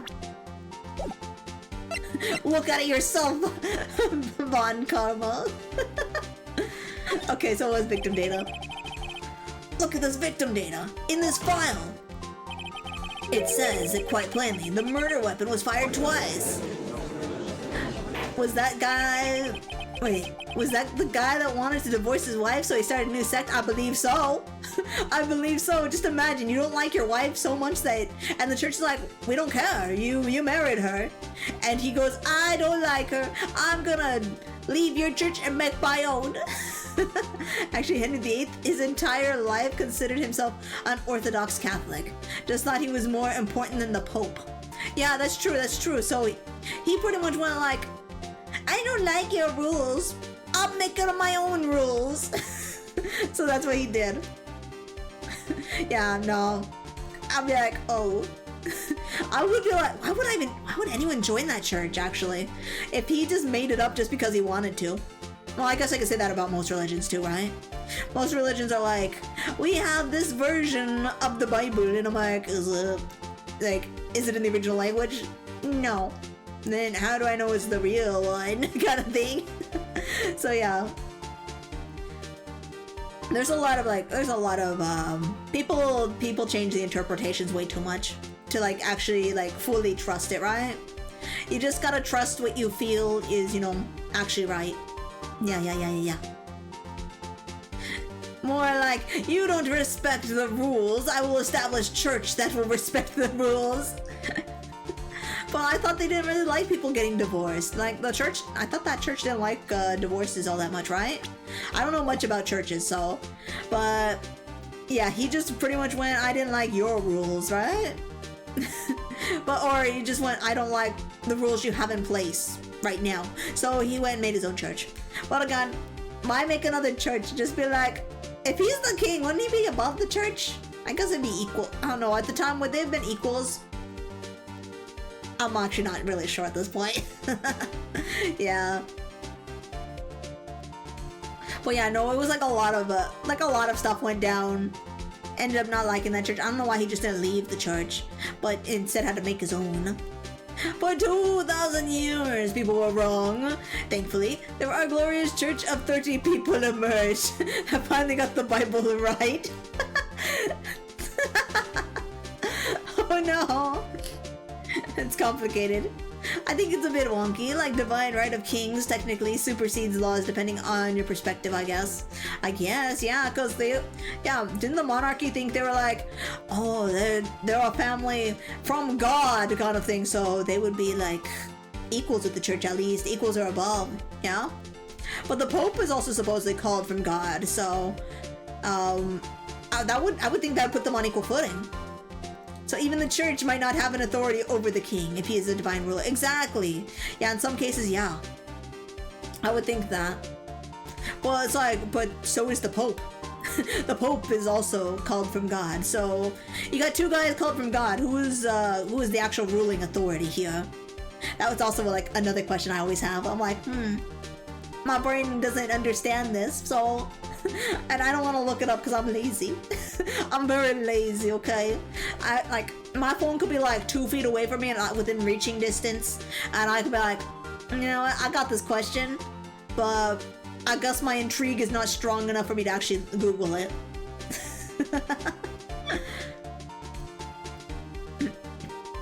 Hi, Red. I respect your dedication to the lazy. Exactly. Kay's always been lazy, but also hi Red, how's it going? What you up to today? Hope you've been having a great day. I also love that the emotes work again. They bounce around and they bounce off my head now, and they can get stuck in between me and the wall.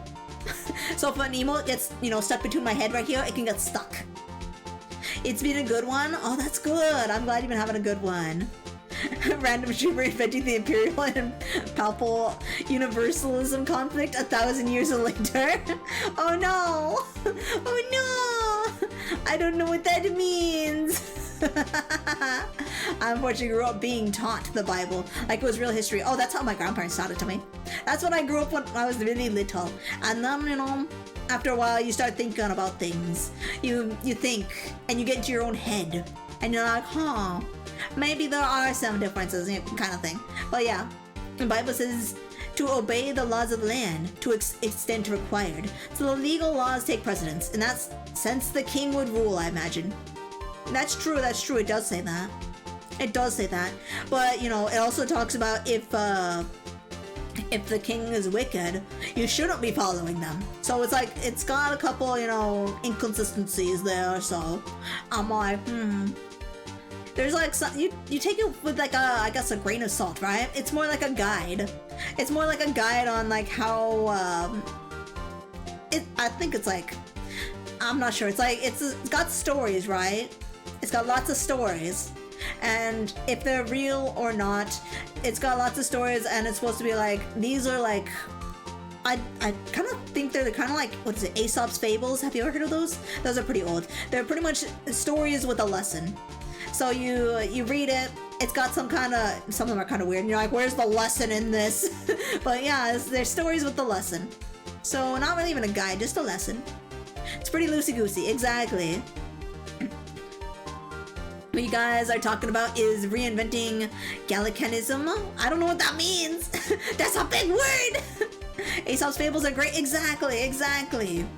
Yeah, so reading it like that and treating it like that, it helps, right? It's like, okay, so we're reading it. It's got a story, and the story is trying to tell us something. So yeah, that's what it's like, right? That's what it feels like to me. It's got like a lesson in there, and you're supposed to just learn from it. Learn from other people's mistakes. That's usually what it is. Don't do the stupid thing. That's how my brain reads it. It's like, this person did something bad, then this happened. The end. And I'm like, oh, okay. Okay, that reminds me not to do this bad thing. Or this might happen. Yeah. So yeah, that's how I see it. Also, let me get on with the case too. I keep like pausing the case for like 20 minutes at a time.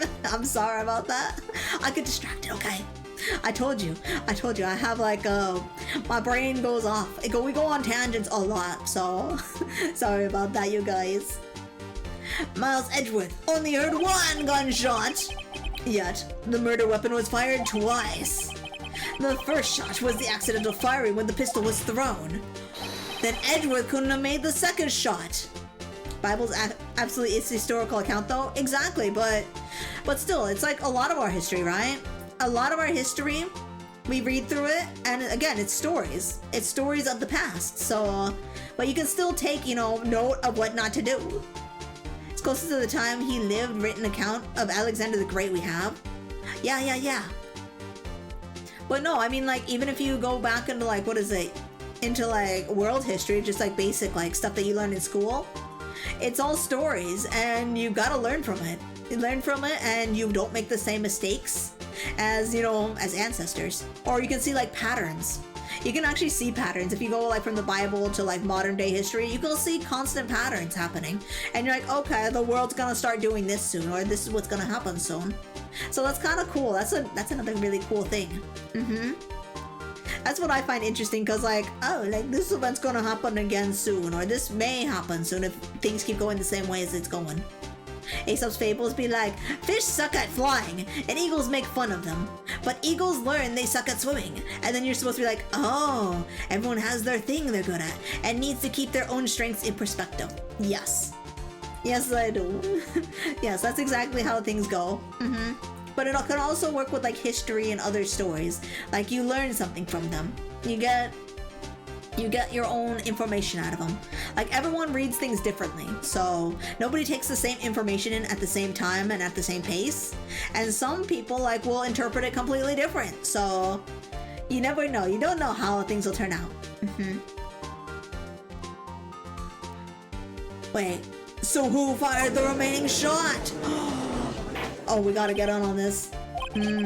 Was there perhaps another shooter who fired the second shot? Your Honor, as I'm sure you're aware, this incident occurred 15 years ago. The evidence is dated. The pistol did fire twice. However, we do not know when the second shot was fired. Wait, where's the second? What did the first shot hit then? If the second shot fired... Wait, how did it fire twice? It might have been fired the day before the incident. There's no proof that the second shot had anything to do with this incident. What? I see. You do have a point, Mr. Wright. The murder weapon was fired twice, as we have heard. One of those shots was fired by the defendant, a boy at the time. Do you have any proof that the other shot was fired by something else? Yes. Yes, we do. Your Honor, I think I'll be able to show your proof. What? Impossible. Now, Mr. Von Karma, save your surprise for after you've seen the evidence. Very well, Mr. Wright, show us your proof. You have evidence that the second firing of the pistol is related to this incident. Second firing. So... Let's see. So this one's got the ballistic markings on it. This one's a photograph of the murder. Wait, the picture! The picture! Look! There's a gunshot! There's a gunshot through the window! That one! It's gotta be that one! Look at this photograph! This is a photograph of the scene of the crime, 15 years ago. I can see the victim lying here is Gregory Edgeworth. This proves the murder weapon was fired twice at the same time of the incident. The photo proves it. So, let me get this straight. This photo proves 2 shots were fired. What do you mean, where? The judge ain't looking! This judge is blind! He needs glasses or something. Your Honor, please, get a clue. It's right there! Right there! Wow, Ace Attorney Police sucks, they do! He needs to, like, get up there in that picture and look at it. As should be obvious, the contradiction is here. I see, a bullet hole in the door.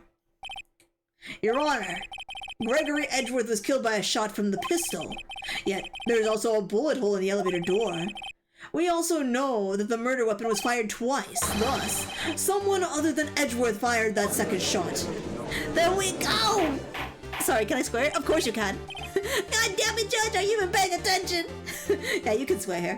I usually don't, but yeah, you feel free to. Order, Mr. Wright, what are you driving at? What do you mean, what am I driving at? I want to slam his face into the desk. Beat him with his own gavel.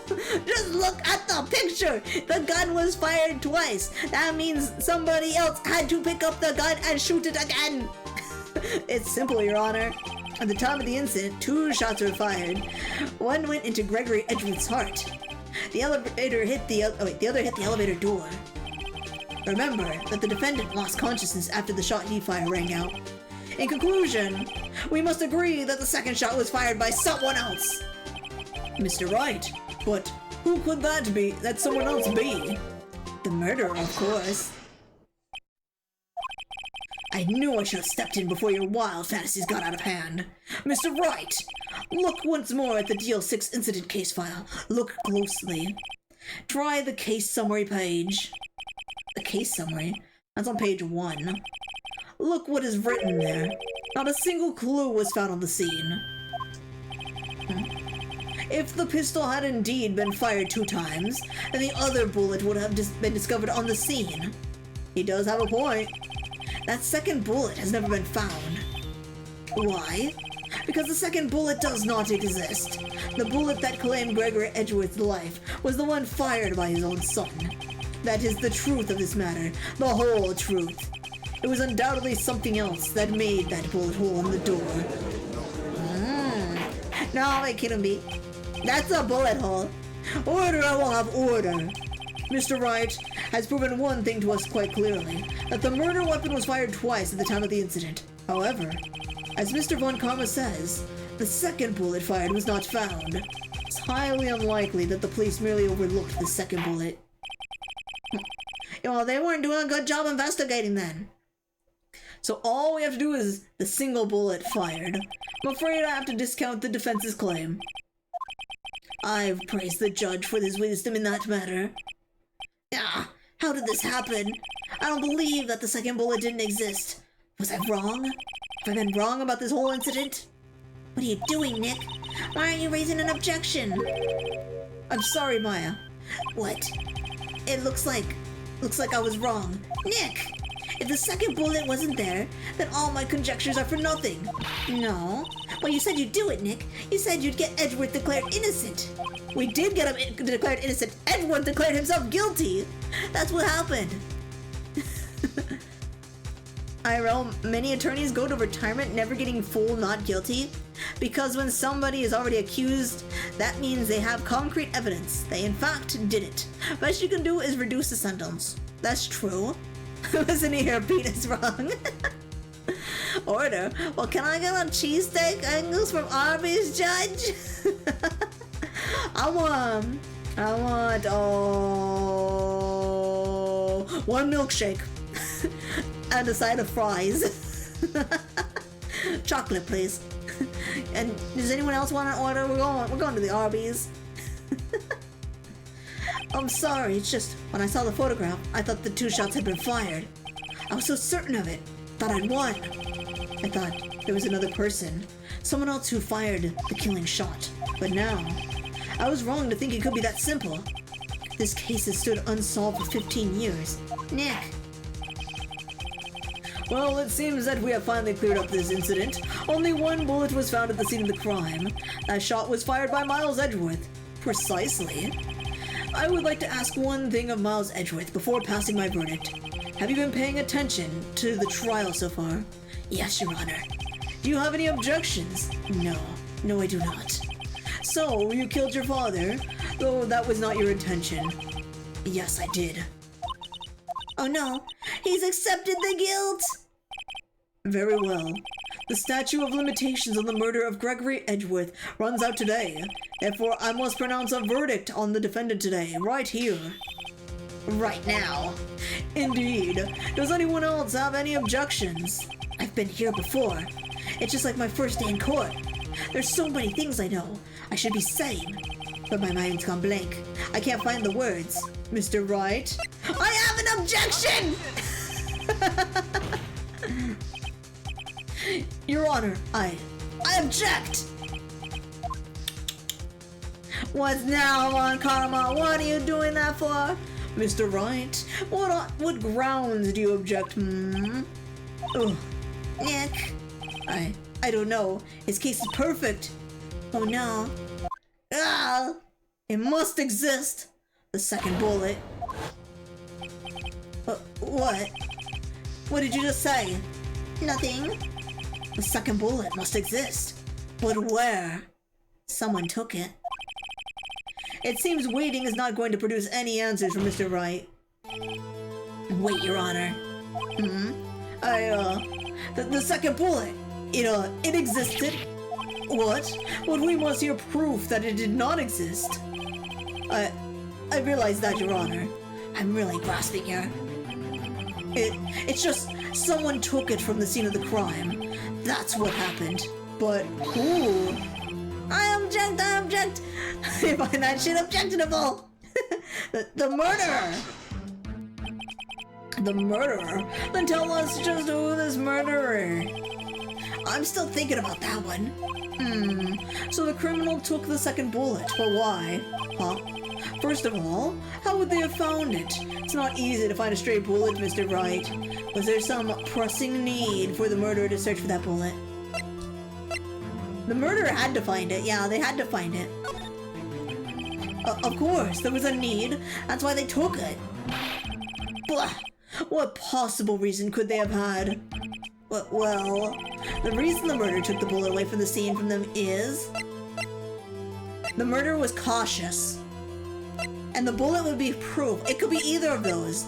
It could be either of those. Okay. I'm gonna say the murderer was cautious. This may seem random, but have you seen the Ace Attorney Yakuza clip? I was thinking about... because I remember Tuesdays used to be Yakuza Tuesdays. I have not actually. I'm gonna have to see that. You can actually leave a link in here and I'll watch it later. What do you mean, no? Yeah, I haven't watched that yet. I definitely leave the YouTube link here so I can watch it later. They were cautious because it would be proof. Yes, they're both the same. It was the same. I choose proof. Okay.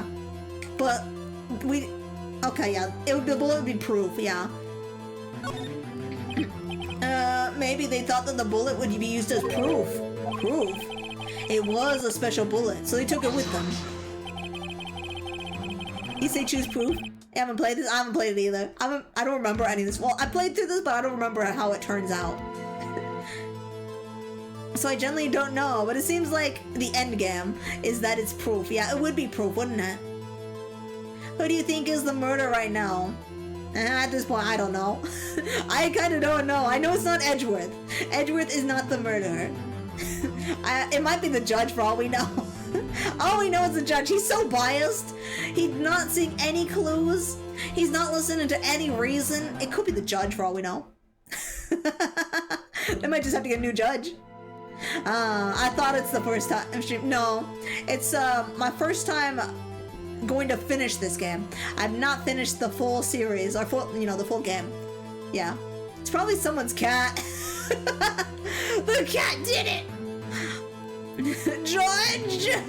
George, why did you do it? I'm also kind of sus on this Von Karma guy right here too. He's just a dummy. It's in between the judge and Von Karma. I don't know. They both have I would say they both would have a vendetta against Edgeworth's father kind of thing. Because first off, the judge is really pushing hard for Edgeworth's guilt. Even when he's like, oh, Edgeworth's not guilty. And then the moment Edgeworth is like, I am guilty, but for a different crime, the judge is like, oh, I can lock him up today anyways. So yeah, I'm like, okay, the judge could be in on it. Or it could be both of them. It could really be both of them. I wouldn't be surprised if it's two people. Yeah? Or it could just be some other random guy, who knows? It could be us. Yeah, I find it odd the judge is just ready to ignore evidence or lack of. Exactly, and he's going with Von Karma's dumb evidence. Like Von Karma would be like, here's this blah blah blah blah, and I'm like, he just made that up. Sure, I'm just making things up, but he just made that up, and he's known for forging evidence. And the judge is like, yeah, I'll go with it. Yeah, I'll go with it. He's just ready to convict someone. I know, right? He's doing this to everybody. He's just like, okay, yeah, seems plausible enough. Lock him up. Guilty. So yeah, I don't trust this judge. I don't trust the old man at all. If that was the case, then they shouldn't have taken the bullet from inside Gary as well. Huh? Why would they only take one of the two shots fired? Oh, right. Mr. Wright, have you really thought this through? I'm gonna have to What do you mean you gotta penalize me? Look, he penalized me for no reason! He knew it was proof! He knew it was proof! This isn't going so well. Was there need to press? Was there some pressing need for the murderer to search for that bullet? The murderer had to find it, yes, he had to find it. What do you mean, why would they only take one bullet? That's a stupid question! There was one bullet in the body, we know that. The second bullet, I don't know why they would need to take it. Maybe he's cautious. He's cautious then. Okay, fine. Well, the reason the murderer took it was because the murderer was cautious. Fine. Because it was gonna be used as proof. Oh, well, the murderer was a very cautious sort, you see. That's why the murderer had to search for that bullet. Or maybe he didn't. Or maybe it was... Wait, if the bullet went through the window, would it barely have missed him? Would it have barely have missed him and he saw it and be like, oh, what is this? And he pulled out the wall, kind of examined it, saw it was a bullet, maybe he slipped it into his pocket. Maybe that's what somebody did. Maybe it wasn't the murderer that picked up. Maybe it was just some random guy that was just like, oh, look at this. Kind of shiny. And they just stuck it in his pocket. Maybe. You never know. If that was the case, then they should have taken the bullet from inside Gregory as well. That makes no sense to take it from the body. Why does he say that? I'm angry now. Exactly. Like, what if it was just some random guy passing by, he sees a bullet, stuck in the wall, kind of wedges it out, and he's like, oh, that's kind of cool. Just, takes it in his pocket as a souvenir. You never know. Yes, he left the bullet in the body because he needs him to know the bullet killed the guy. Yeah, he would have had dig and he would have left all kinds of evidence too if he dug into that body. Yeah. Maybe the second bullet left the elevator. That's the window one. That's the one that was shot through the window. Because you can see in the picture, look. See, look at the picture. There's a picture of the dead guy. And there's a bullet in the window. There's a bullet hole. So we know it got shot through the window. At least one of the shots went through the window. So we know it went outside, and we know somebody must have picked it up outside. That's what I'm getting from this. And then there was a second shot. So I'm guessing that second shot is the one where it actually killed the guy. If he thought that, then I plead to the court that the crab from Moana is the murderer. He's known for liking shiny things. Exactly. we can just blame him, but there's no way to get him to court. He's kind of stuck, you know. He's stuck in his location. We're not getting him to leave. Oh. Well, I guess if we really wanted to, you could try. We can send a bailiff down there. Maybe try to arrest him. No telling if the bailiff's gonna come back or not, though. Why would they only take one of the 2 shots fired? Oh, right. Mr. Wright, have you really thought... He is penalizing me again! This isn't going so well. Huh? I answered the questions correctly. Huh? So he didn't need it after all. Okay, the murderer didn't... What do you mean the murderer didn't need it? Why would the murderer have spent the time to look for that stray bullet? I haven't got a clue. What's wrong, Mr. Wright? Bah! The murderer had no reason to take that bullet. You don't want to admit it, but it's true. Had to take it. Had to take it. The murderer, what does that mean? You're thinking too normal. Think crazy. Don't think why the bullet was taken. Think why the bullet had to be taken. Mr. Wright? Yes, Your Honor. I have no idea what I'm doing. Well, the murderer had no intention of taking the bullet from the scene. But, the murderer had to take the bullet. Had to, Mr. Wright? What do you mean? Did the first bullet shoot into somebody else? Did Edgeworth kill somebody else and not his father? Or he injured somebody. He could have injured somebody. Well, for instance, what? Maybe the bullet, hit the murderer. The bullet hit the murderer? Just saying, for instance. I mean, if it hit you, you would have to take it with you, wouldn't you? It's not like you could perform surgery right there. You know? I like how everyone's like all quiet now. Wait a second. I was just talking off the top of my head. What if that's really what happened? Let me get this straight. So at the time of the murderer themselves was shot. And they left with the witness, they left with the second bullet still inside of them. Thus, leaving only one bullet at the scene of the crime. Yeah, I guess that's how it worked, yes. Fun fact, do you recall the one and only time Karma took some time off in his life? Von Karma's the murderer. There we go, Von Karma's the murderer. That's why, you know what's stupid? You know what's stupid? If Edgeworth didn't bring this up, or Von Karma didn't do this, he would have passed the statute of limitations, and he would be fine. He would not be tried as a murderer. Nobody would be tried as a murderer. Angel Kronk. Wait. He's got a point. Yeah, he does. Von Karma, I claim you're the murderer. But there's a problem with that. The other 2 people rescued from that elevator, Miles Edgeworth and Yanni Yogi, were both unharmed. So that would mean the murderer came from outside, yes. Do you remember the annoying sprite of Karma? No, not really. The 2 men fight inside the elevator. Trying to stop them, the boy picks up the pistol at his feet and throws it. The pistol discharges and the bullet. I'm back! Welcome back, Toki. Welcome. He for some suspicious reason keeps grabbing his shoulder. Oh, just like this guy that's in the video. The bullet goes through the elevator door and hits the murderer outside. The boy loses consciousness. To be fair, this actually saved Edgeworth.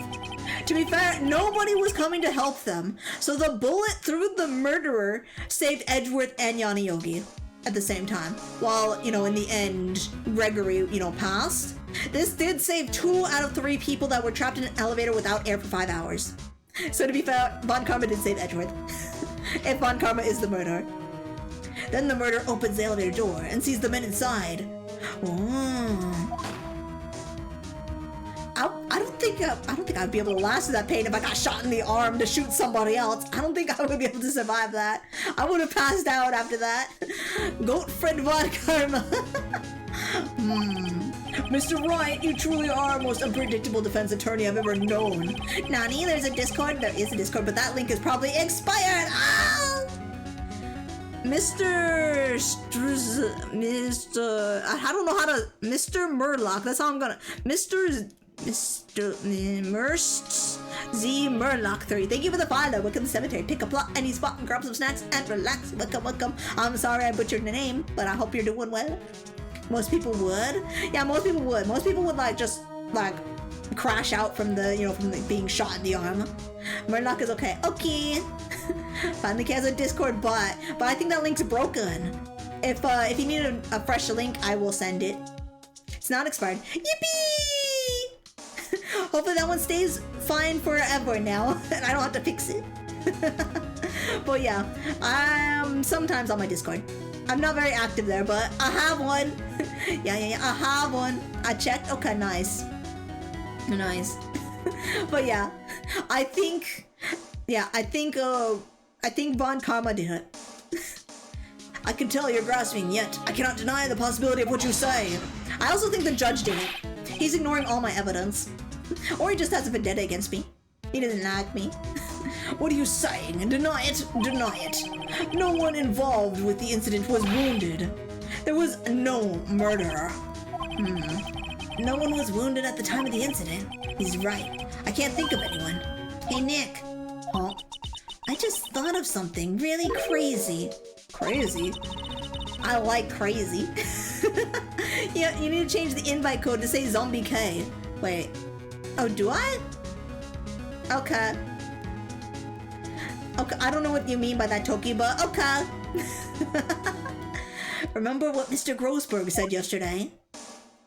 Grossberg did it! I'm gonna blame Grossberg on it! Grossberg? Gregory Edgeworth dealt a blow to his perfect trial record. Wow. It must have been quite a shock for Von Karma. He took a vacation for several months after that, you see. Yes, an unusual event for the man. That was the first and the last vacation he's taken in his many years of prosecuting. What if Von Karma didn't take that vacation because of shock, but took it because he was injured? Which would mean... It could only mean one thing. He was the murderer in the DL6 incident. He was the man who shot Gregory Edgeworth. It was Von Karma! Oh man. Something wrong, Mr. Wright? You seem dazed. No, Your Honor. Well, you have indicated the possibility that the murder came from the outside. Can you give us the name of your suspect? Uh-oh. Should I come out and say it now? But there's never any time like the present. Let's go. Your Honor, there is a suspect. One lone suspect. Well, this is certainly interesting news. Very well, Mr. Wright. I mean, assign a custom URL invite on your Discord links. Oh, that makes it easier. To make it easier to find. Oh, okay. Should have saved time. Wait, you should have saved? Oh, I should have saved. Who's your suspect? My hands are shaking. What? Von Karma! Von Karma. Look at his face! His face tells it all! He is the murderer! You mean the Von Karma, the prosecutor, the one standing right over there? Bah! You don't object. I see no need. Why, Honor, this is ridiculous. Outburst with my objection. Because you took a vacation for several months, starting the day after the incident. You pride yourself on a perfect record. Why would you take such a long vacation without any reason? So you're claiming that I took my vacation to heal my injury from the incident? Fascinating. Prove it. I would have needed surgery, no. Where did I go under the knife at, Mr. Wright? Bring the doctor that operated on me. Have him testify. Nick, let's find out who this doctor is. It's no use. Edgeworth. I know Von Karma, perhaps too well. He's perfect. He wouldn't leave clues. He probably didn't undergo surgery. That would leave a doctor as a witness. Nobody's that perfect. So what, Nick? Did Von Karma pull the bullet out by himself? That's insane. No, he couldn't have. You just can't pull bullets out of yourself? Wait, what does that mean? That bullet has to be somewhere, but where? Well, Mr. Bryant, can you produce evidence to prove that I was shot? I'll show him evidence. After I save in a separate save slot. I'll save in slot 5. Von Karma, the German lawyer. Jeffrey Epstein, New York financier. I don't know who that is. It's still in him. Yeah, I think it's still in him. If he never went to a doctor, it's still gotta be in him. He's gotta have a scar to prove it. I'm gonna show the evidence. Alright, Von Karma, I'll prove it. This is my last HP. And I'll even use evidence. I know how you like it so much. What? The evidence that proves Von Karma was shot is... Huh. I have no evidence. The evidence is I have no evidence. Would it be the ballistic markings? The pistol? The metal detector! I'm gonna metal detect his body! Let's go! Von Karma is perfect. He wouldn't risk surgery, leaving an evidence trail. So then I ask, where is that bullet now? I think it's unlikely that Von Karma performed surgery on himself. You don't mean? I'm glad I kept the metal detector. I do. There is a possibility that the bullet is still inside Von Karma. Is that even possible? For all these years? Well, there's one way to find out. I can't believe we still have this thing. Damn, Von Karma would be done for if he ever went through an American airport. That's true, or any airport to be honest. Most airports have metal detectors, so yeah, it'd be like beep beep beep beep beep every time he'd walk through one. We could use this metal detector. Well, Von Karma, I'm gonna run this over you and see what we find. Oh, yeah, look good, I'm holding his arm. I refuse. You refuse?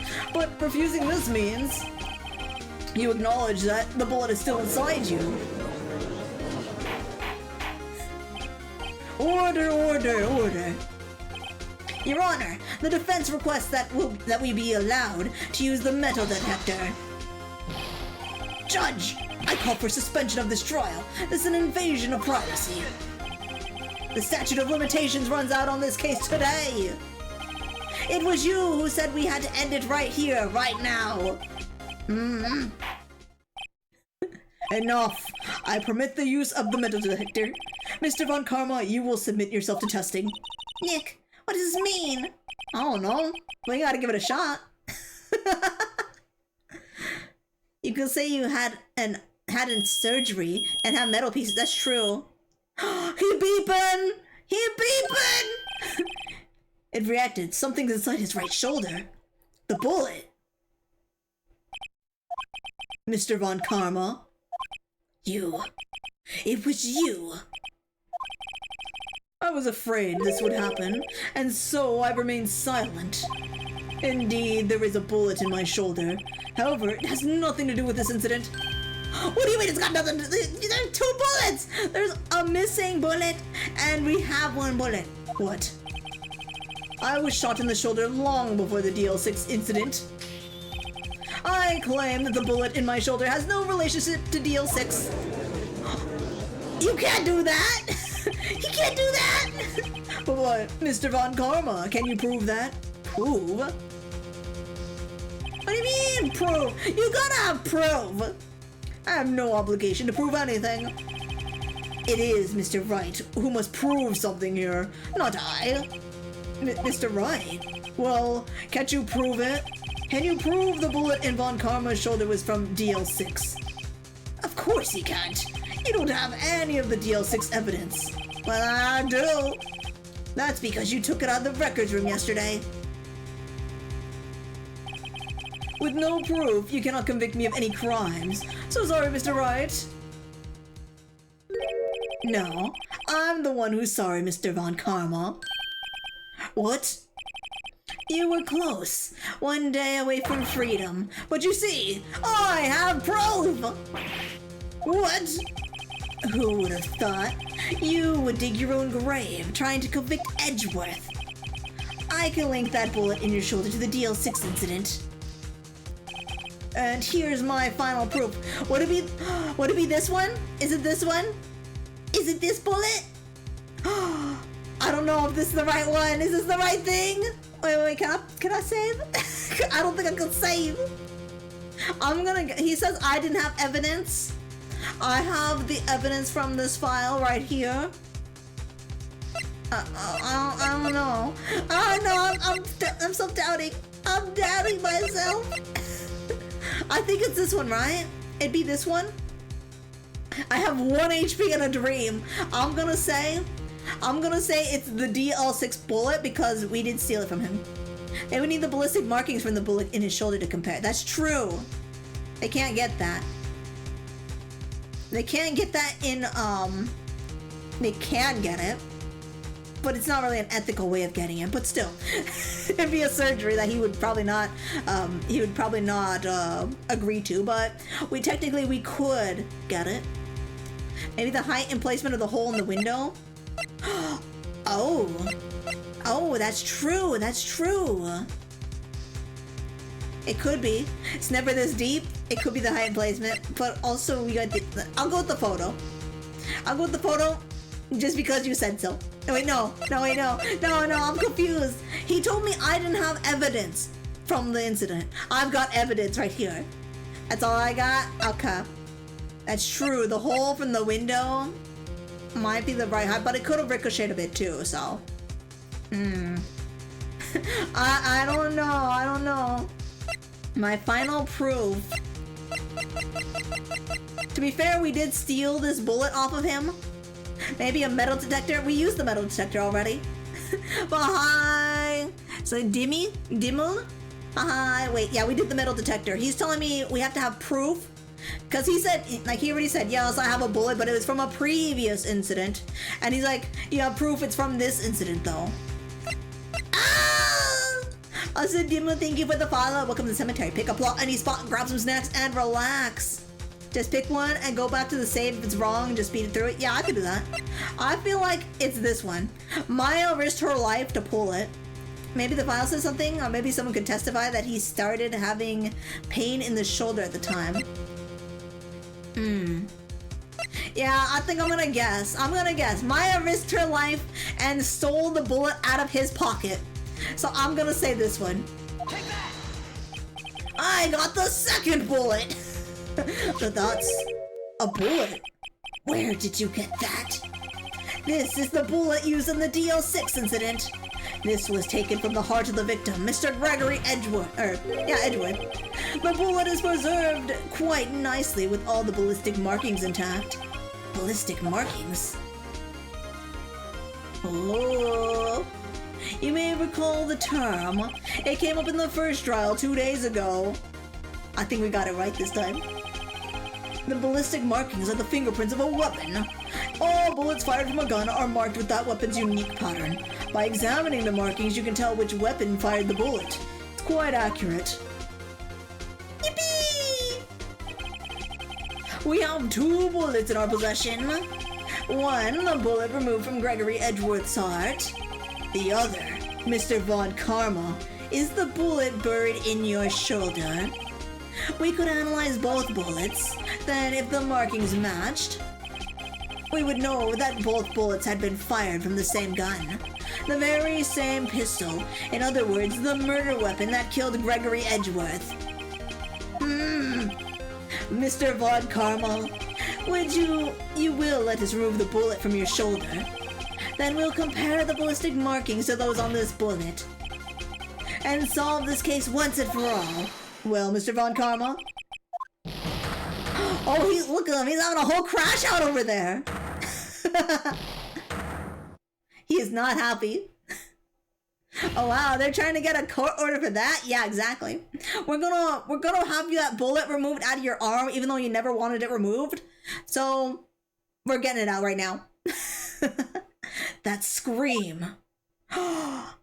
I've heard that scream before. Wait, I know. That's the scream he heard. He's going Super Saiyan. He's gonna beat me up. Help, I can't breathe. Quiet, I said quiet. You're not making this any easier. Stop breathing my air. I'll stop you. Stop breathing my air. And then, get away. Get away from my father. Bang. And then the scream. It was Von Karma's scream. If he rejects, that proves he's wrong.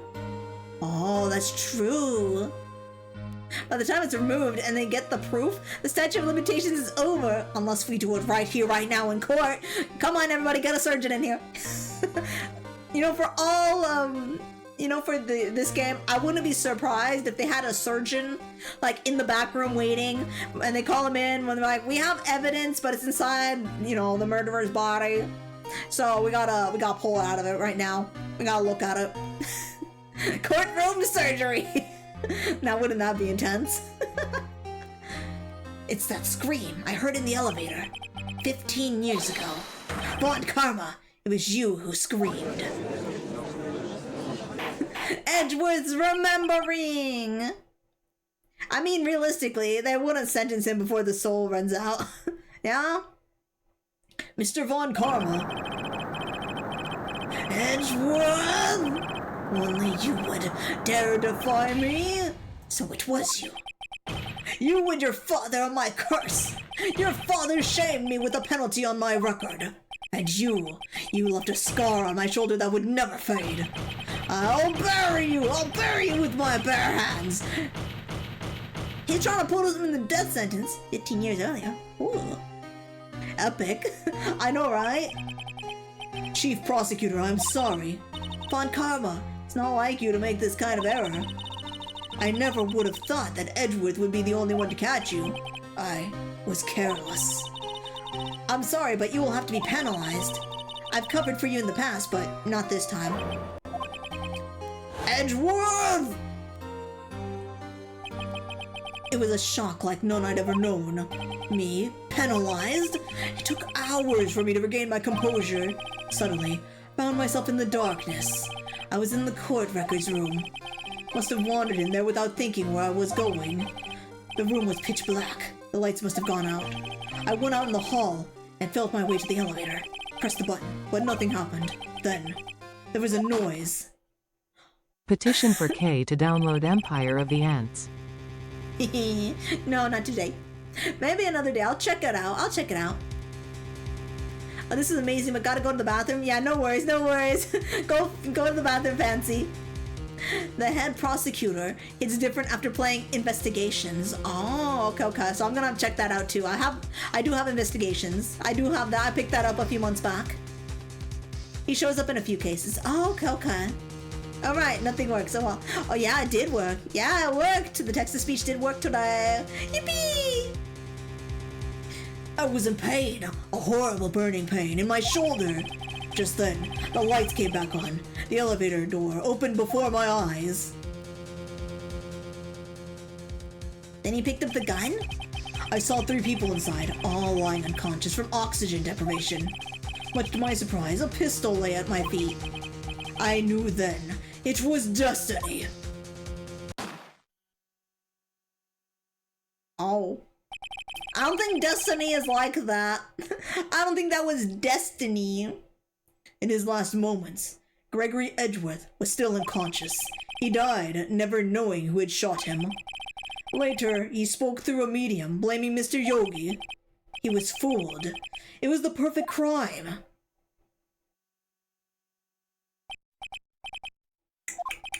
Who would have thought another man would have come to open that elevator door? Judge! What? What are you doing? Do your job. Bring an end to this miserable charade. Now, end it. Very well.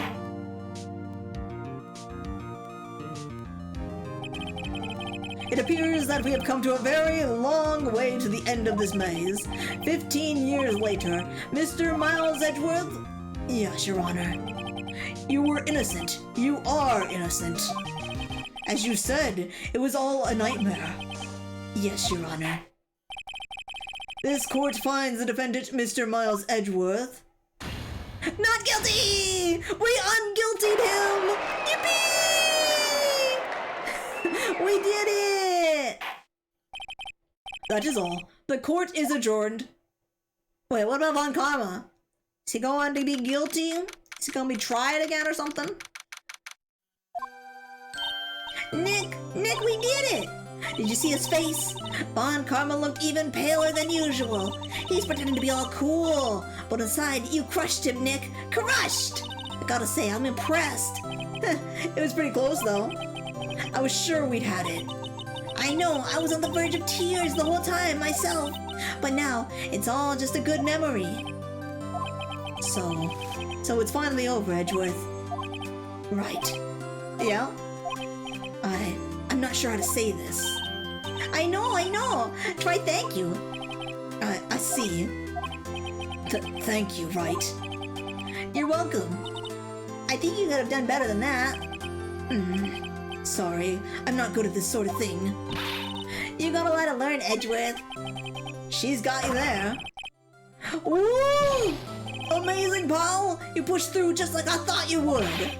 I'll never forget this. I owe you one, pal. And tonight, let's party. Dinner's on me. Yeah, my salary went down a bit this month. But who cares? See, Mr. Edgeworth, you should take a lesson from Detective Gumshoe. That's how you say thank you. I see. Well, I feel foolish. Don't worry, take it a little at a time. You'll get used to it. It's been 15 years since I've seen Edgeworth this unguarded. Hey, y'all! Lana! You were great in there. Thank you. Yo, Edgeworth, congrats. Thank you all very much. I knew you were innocent from the start, of course. Just look at you. You want to stick your hand in the cookie jar even if no one was there. You were the witness on the first day of the trial, weren't you? Yeah, well, let bygones be bygones, eh? Speaking of which, what are you doing now, Lotta? Who, me? Oh, I went back to college. I gave up trying to be an investigative photographer pretty quick. Really? That's too bad. Huh? Isn't that the hot dog guy from the park? Huh? It's Larry! Good job, Edgeworth. You beat Kaiba allegations and thanked your rival. I know he did. He did great. That's his biggest accomplishment so far. It's over, Nick. My life's over. Why the sad face, Larry? What happened now? Oh, Nick, I'm not long for this world. You don't look sick. It's Keyonce. She's going to live in Paris. Paris, Nick. She's leaving me behind. Should have seen that coming. Yo, Edgy, there you are. Yes, here I am. Congrats, Edgy. Here, a little gift for me in celebration. Celebration? That's unusual for you. Harry Butts! You come along tonight too, my treat, pal. Huh? Thanks, looking forward to it. Yo, Nick, that's the suit that questioned me. When he says treat, that's not police talk for prison food, right? Right? I think you'll be fine, Larry. Right. Yeah, what's up? That envelope that Larry gave me, it's got money in it. Well, yeah, that's not strange. People give money away to celebrate sometimes. It's $38, right? What a weird amount. I mean, it's not a little, but it's not a lot either. 38? Exactly? Nick! Wasn't that exactly the amount of lunch money that was stolen from Mr. Edgeworth in school? $38? No. No! Larry, it was you! Were you surprised about it, right? Huh? Larry was absent that day from school, right? But that doesn't automatically rule him out as a suspect. What? Think back to that day 15 years ago. Larry took the day off, but he was bored, so he came into school anyway. When he saw the money lying there, and the rest is history. I was never good at history. Edgeworth, you didn't know, did you? I suspected. I just couldn't picture Larry protecting you like he did that day. Everyone else was saying you did it. The whole class was against you, remember? Yeah, too well. Right, you may not know this, but we used to have the saying back in school. When something smells, it's usually the butts. I know.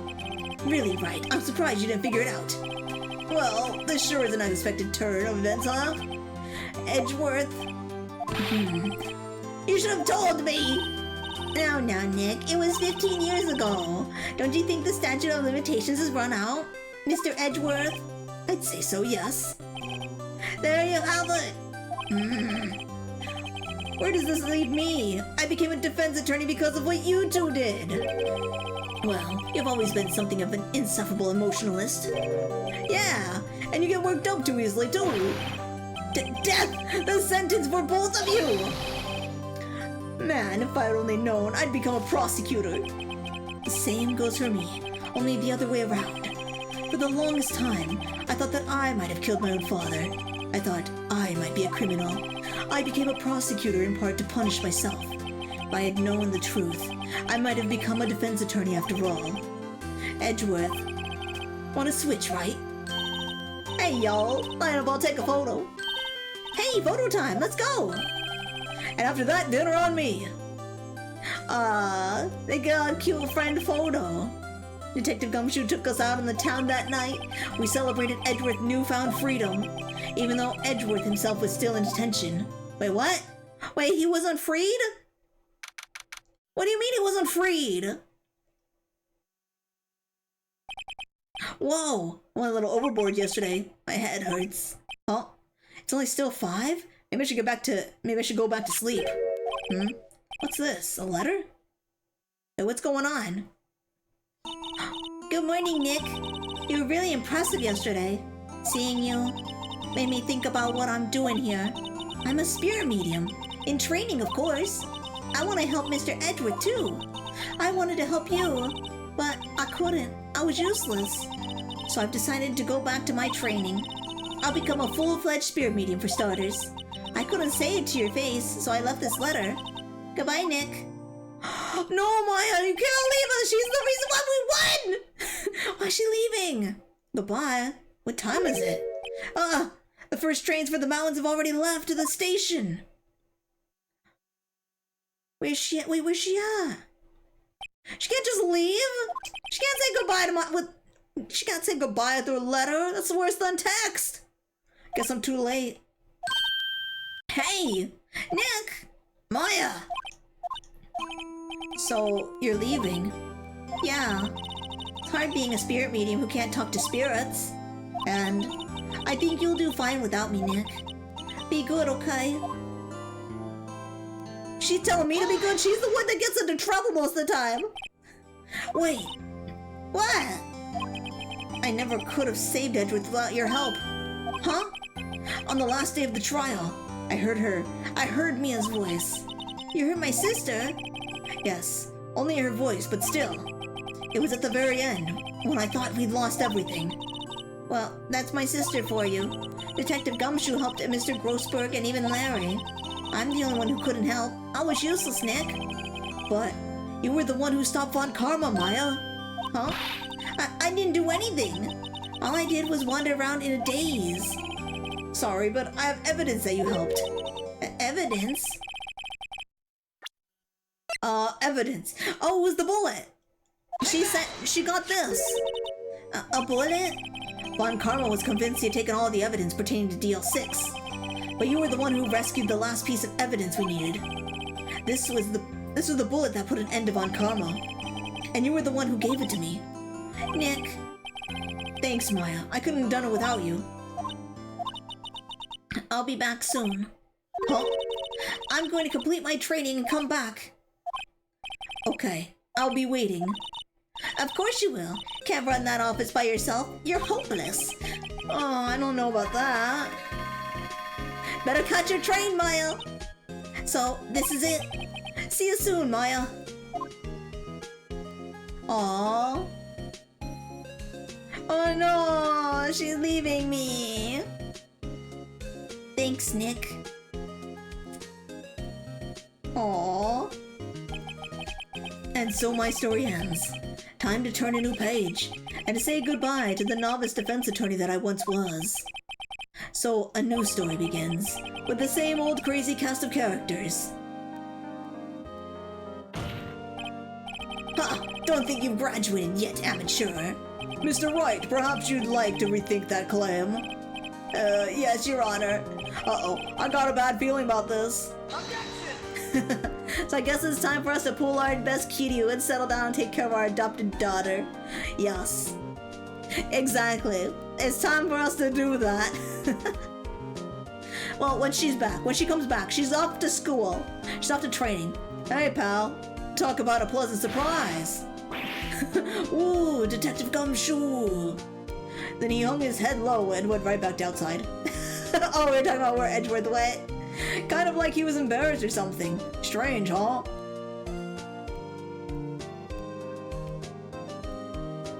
Oh, they're giving us little scenes, like extra scenes after the case. Oh, that's cool. Huh? Nick? Nah, I haven't seen him lately. Who, me? I've been working on a cheese shop. That Missy's a nice lady, but she's not exactly what you call a cheap date. Huh? Oh, she's in Hawaii right now, yeah. All these ladies are like really dragging him. They'd be like, they're all gold diggers. He has to work hard jobs, and then they expect him to pay for all the dates. And then they break up with him. Who? Right, yeah, I remember him. I hear he's been busy lately.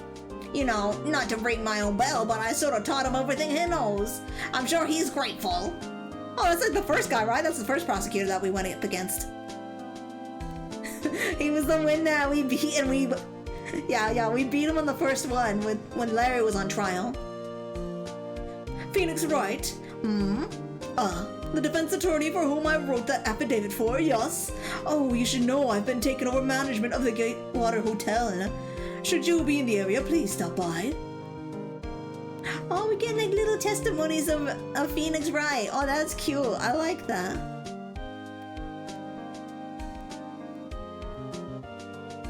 Oh, it's you. Phoenix Wright? Oh, yes, Mia's understudy, was he not? I wonder how he's doing. Haven't seen him of late. The days of my youth. Like the scent of fresh lemon, you say? But he's gonna go on, isn't he? I would not go to his office. I'd be stuck there for hours because I don't know how to tell someone bye. Okay, I'm done listening to you. Bye. I don't know how to do that. I wouldn't know how to do it nicely and politely. Phoenix Wright? Is he an actor? Well, I'm not buying it. You can't be a star with a name like Phoenix. Did you know with the DVD of I don't know nothing about the DVD is everything these days? No. Again, I wouldn't know how to stop people from talking.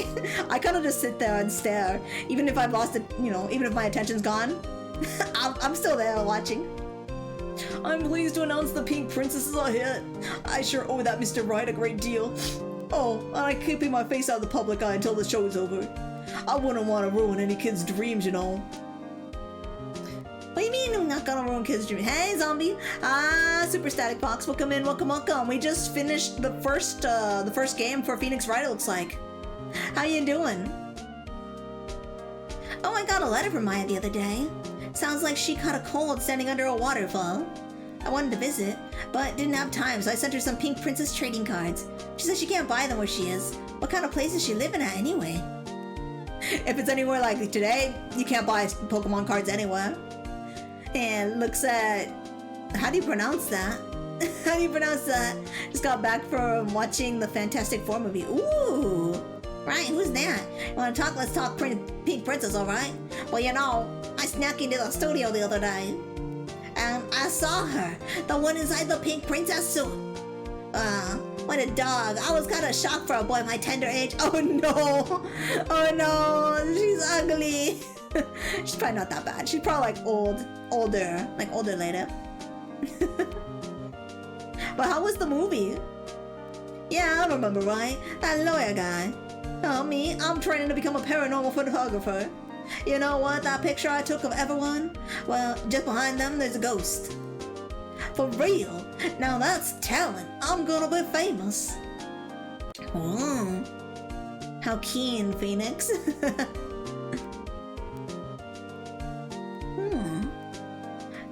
I don't know how long the credits are.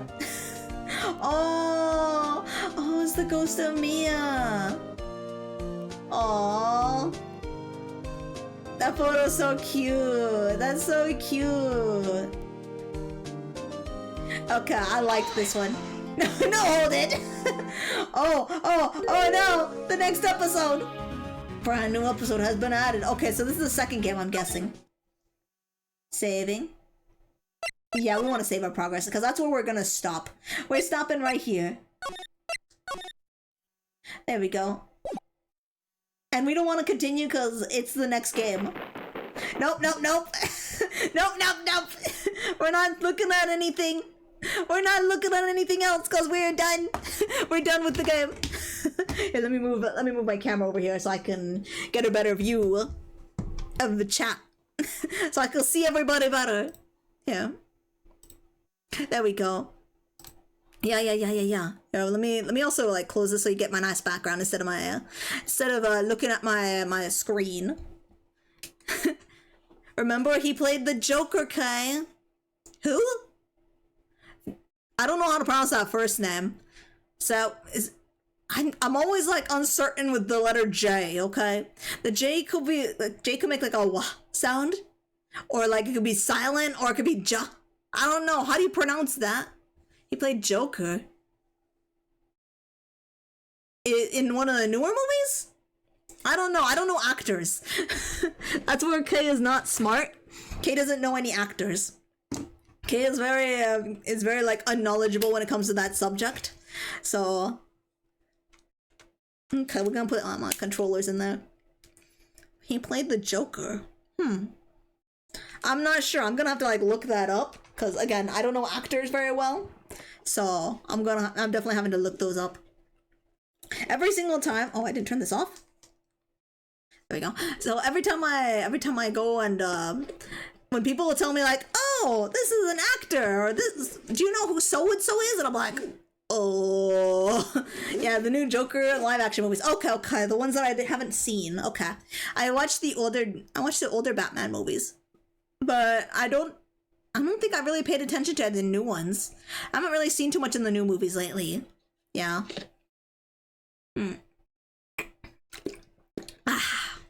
There we go. We're gonna beat that dry throat. Joaquin. Oh, okay, that's how that one's pronounced. Okay, Joaquin Phoenix. Okay. I'm always confused because I'm like, is it supposed to be pronounced Joe? But no, yeah, Joaquin. Okay. No, I'm like, I work with too many people that have like different names, and I'm like, I don't know how to pronounce his name. But good thing I work with paperwork, so I don't actually have to pronounce it out loud. I work with a lot of paperwork, so unless I actually have to say a person's name, I'll ask somebody else and be like, how do you pronounce this? And then yeah, that's how it works. Well, yeah, I think that's a pretty good ending point for stream today. I think we're good. It's after 5. I'm gonna go rest for a little bit. I think I'm gonna go see who's live, and I'm gonna probably watch the Pokemon. I'm gonna watch some Pokemon movies. Yeah. I think I want to watch the Jirachi movie tonight. I promised my nephew too, because like yesterday I was like, we can watch one of the Pokemon movies, and we never got a chance to. So I think that's what I'm gonna do today. I'm gonna watch some Pokemon with my nephew. It's alright. I haven't seen them either. You just know the first Joker really blew him up. Oh, okay. Yeah, I don't think I haven't watched the newest Joker movie. Yeah. So yeah, unfortunately, yeah. Maybe I'll check that out too. I might look up trailers, see if I like it, and if I look interested in it, I might watch it. I know my sister has like all the movies. I just don't pay attention to movies that often. Usually I watch other streamers, or I'm watching an anime, so it's kind of hard. Or I'm playing video games. There's like no in between. I get dragged to the movie theaters though, and like I did get to see the new Jurassic World. That was pretty fun. That was actually very, very fun. Yeah, one of the... Whoa! Puppet the Puppet! Welcome in, Raiders! Welcome! Welcome in... the button didn't work. Welcome in, Raiders! Welcome! I'm your local zombie, okay? Welcome to the cemetery. Whoa! Hi, welcome in. I was actually about to raid out. As usual, I have no raid message, just wing it. I believe in you. Thank you for the raid. Welcome in, welcome. I'm here to nutter butter on your Nutella juice. Oh no! Don't put peanut butter in my Nutella. No. But yeah, welcome in, welcome. Ooh. Also, Bopper Duppet, thank you for the follow. Welcome to the cemetery. Pick a plot, any spot, and grab some snacks and relax. Welcome, welcome. And we reached my follower goal, apparently. Wow. Wow, I actually didn't notice that. 1,900 followers? Oh, we're almost reaching my end of the year goal of 2K. I gotta make like a celebration then. Oh no, I gotta actually start making plans. I gotta actually make my silly little event. Oh no. I actually have to think for a bit. I have to sit down and I have to write all my notes about planning, and then I actually have to plan. We're almost at 2K. I want to do like something special, but I don't know what yet. I might do like I don't know, like a special chatting stream, and maybe we'll bring in some people. Maybe we got some new stuff, some new things. Yeah. So yeah. Yeah, but sorry, we're actually about to raid out, but thank you so much for the raid.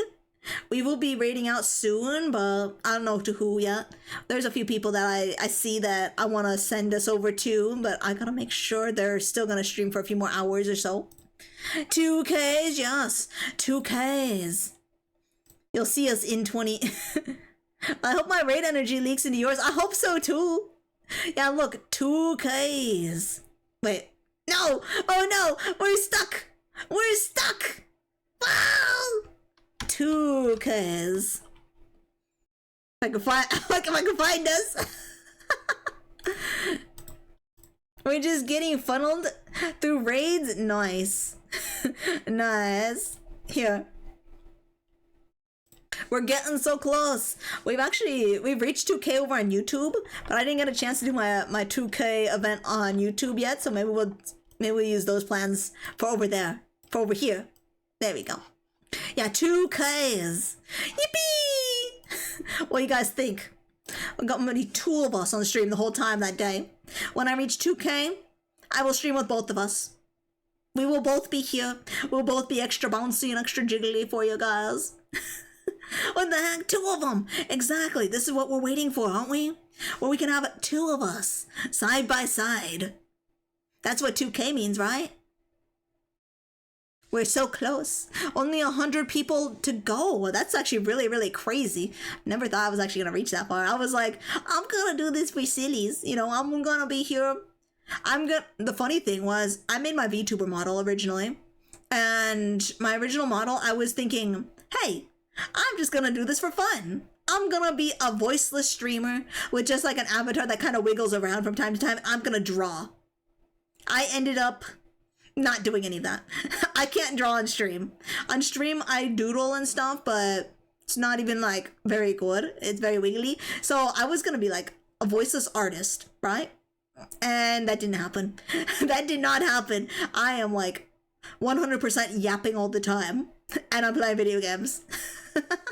Used to do that. I would leave my phone on Twitch with whoever I was watching and raid travel and follow who I landed when I woke up. Oh, nice. Oh yeah, no, when I fall asleep, when I'm watching, like, I'm on like another channel, I'm usually on one of my friends' channels watching them while they're streaming, and I will go to sleep. I will fall asleep while they're, you know, still streaming, because I'm like super tired when I raid out, and I will wake up because I hear an unfamiliar voice. I'm like, who, what, where, when, why? And then I close my phone. I turn it off because I'm like, you aren't so-and-so. Who are you? I don't know who you are. And like, it's kind of funny. Like, I will not hear them when we first raid in, but like when I wake up later is when I hear them. And I'm like, who is that? Who is that? So I got scared. I turn on my phone sometimes and I'm like, oh, it wasn't a dream. It was just, we got raided out. But yeah, so that's how it usually goes.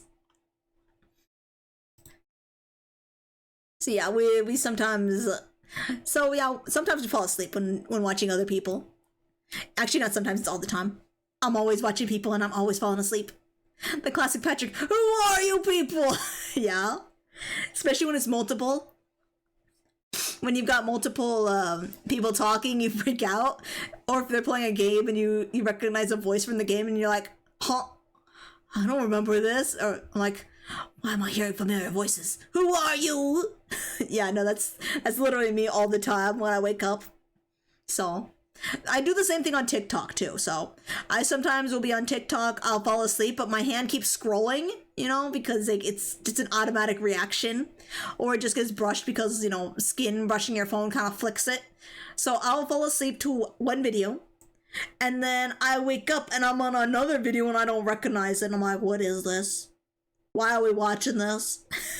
Like, I'll hear the voices in my, you know, because I have earbuds in, so I'm dreaming, and I'm dreaming with those whatever sounds are coming through my earbuds going through they're pretty, like, I could hear it. It's crazy.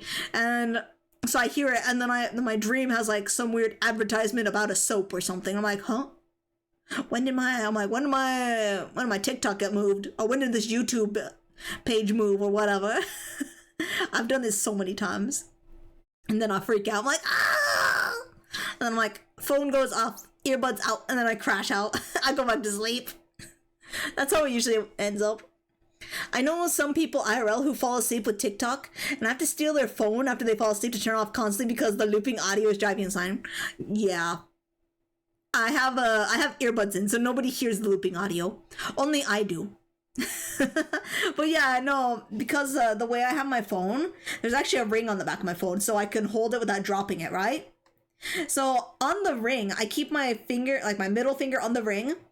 I have my thumb on the front, so I can keep, you know, swiping videos.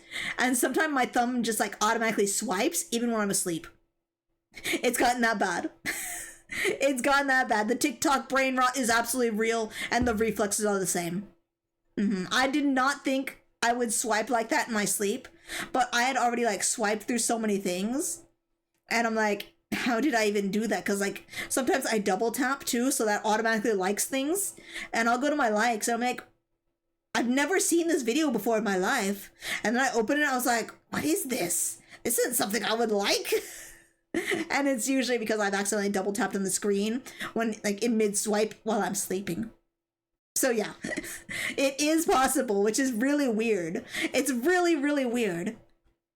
And sometimes I knock my earbuds out of my ears when I'm in sleep, and I'm still like flicking. So I don't even know my sleep. I don't know if it's like a sleepwalk, or maybe it's just because we're not meant to like fall asleep with like TVs and electronics in our faces. Because, you know, phones do mess with, you know, your sleep. Your, what is it called? The circadian rhythm or whatever it's called. I can't pronounce it. But it does mess with that. So maybe that also like affects like sleepwalking and doing other things like that. Because I've never had like sleepwalking issues, but I'm gonna guess it does that, right? It can cause like effects like that for your hands and other things, I'm guessing. And it's all just a wild guess, but I don't know. I'm not the smartest either, so it would have to be like someone smarter and someone actually like watching to actually like figure out what's actually going on. So yeah, I know it's probably because we're on social media so much. Everyone's on social media so much that it's kind of become like a habit for everybody to do that now. But anyways, I am getting tired. I need to go find someone to raid out to. I don't know who we're raiding out to tonight. I think we might raid out to Skellabel. I haven't raided out to Skella in a long time. Skella just reached partner, and I do want to say congrats to them too. So let's go right out to them. They're super cool. They're funny. They are an 18+ streamer. So if you're not 18, please, what is it? Don't message in their chat if you are younger than 18, because they will ban you. They will straight up ban. So yeah. Thanks for the stream. Thanks for being here, gamer. And I hope everybody has a great day. Thanks everyone for showing up and hanging out with me. And I will see you guys soon. I'm on tomorrow night. I'll be here tomorrow night, same place, and we're gonna be playing Digimon tomorrow. Yeah. Went from TikTok sleeping to unhealthy habits. This is truly professional yap. Oh yeah, no, I'm always yapping. My brain like kind of switches topics really fast. Yeah. So yeah, I will be back soon. I will see you guys soon if you want to hang out with me late night tomorrow. And thanks for being here. Thank you. Bye everybody. Bye.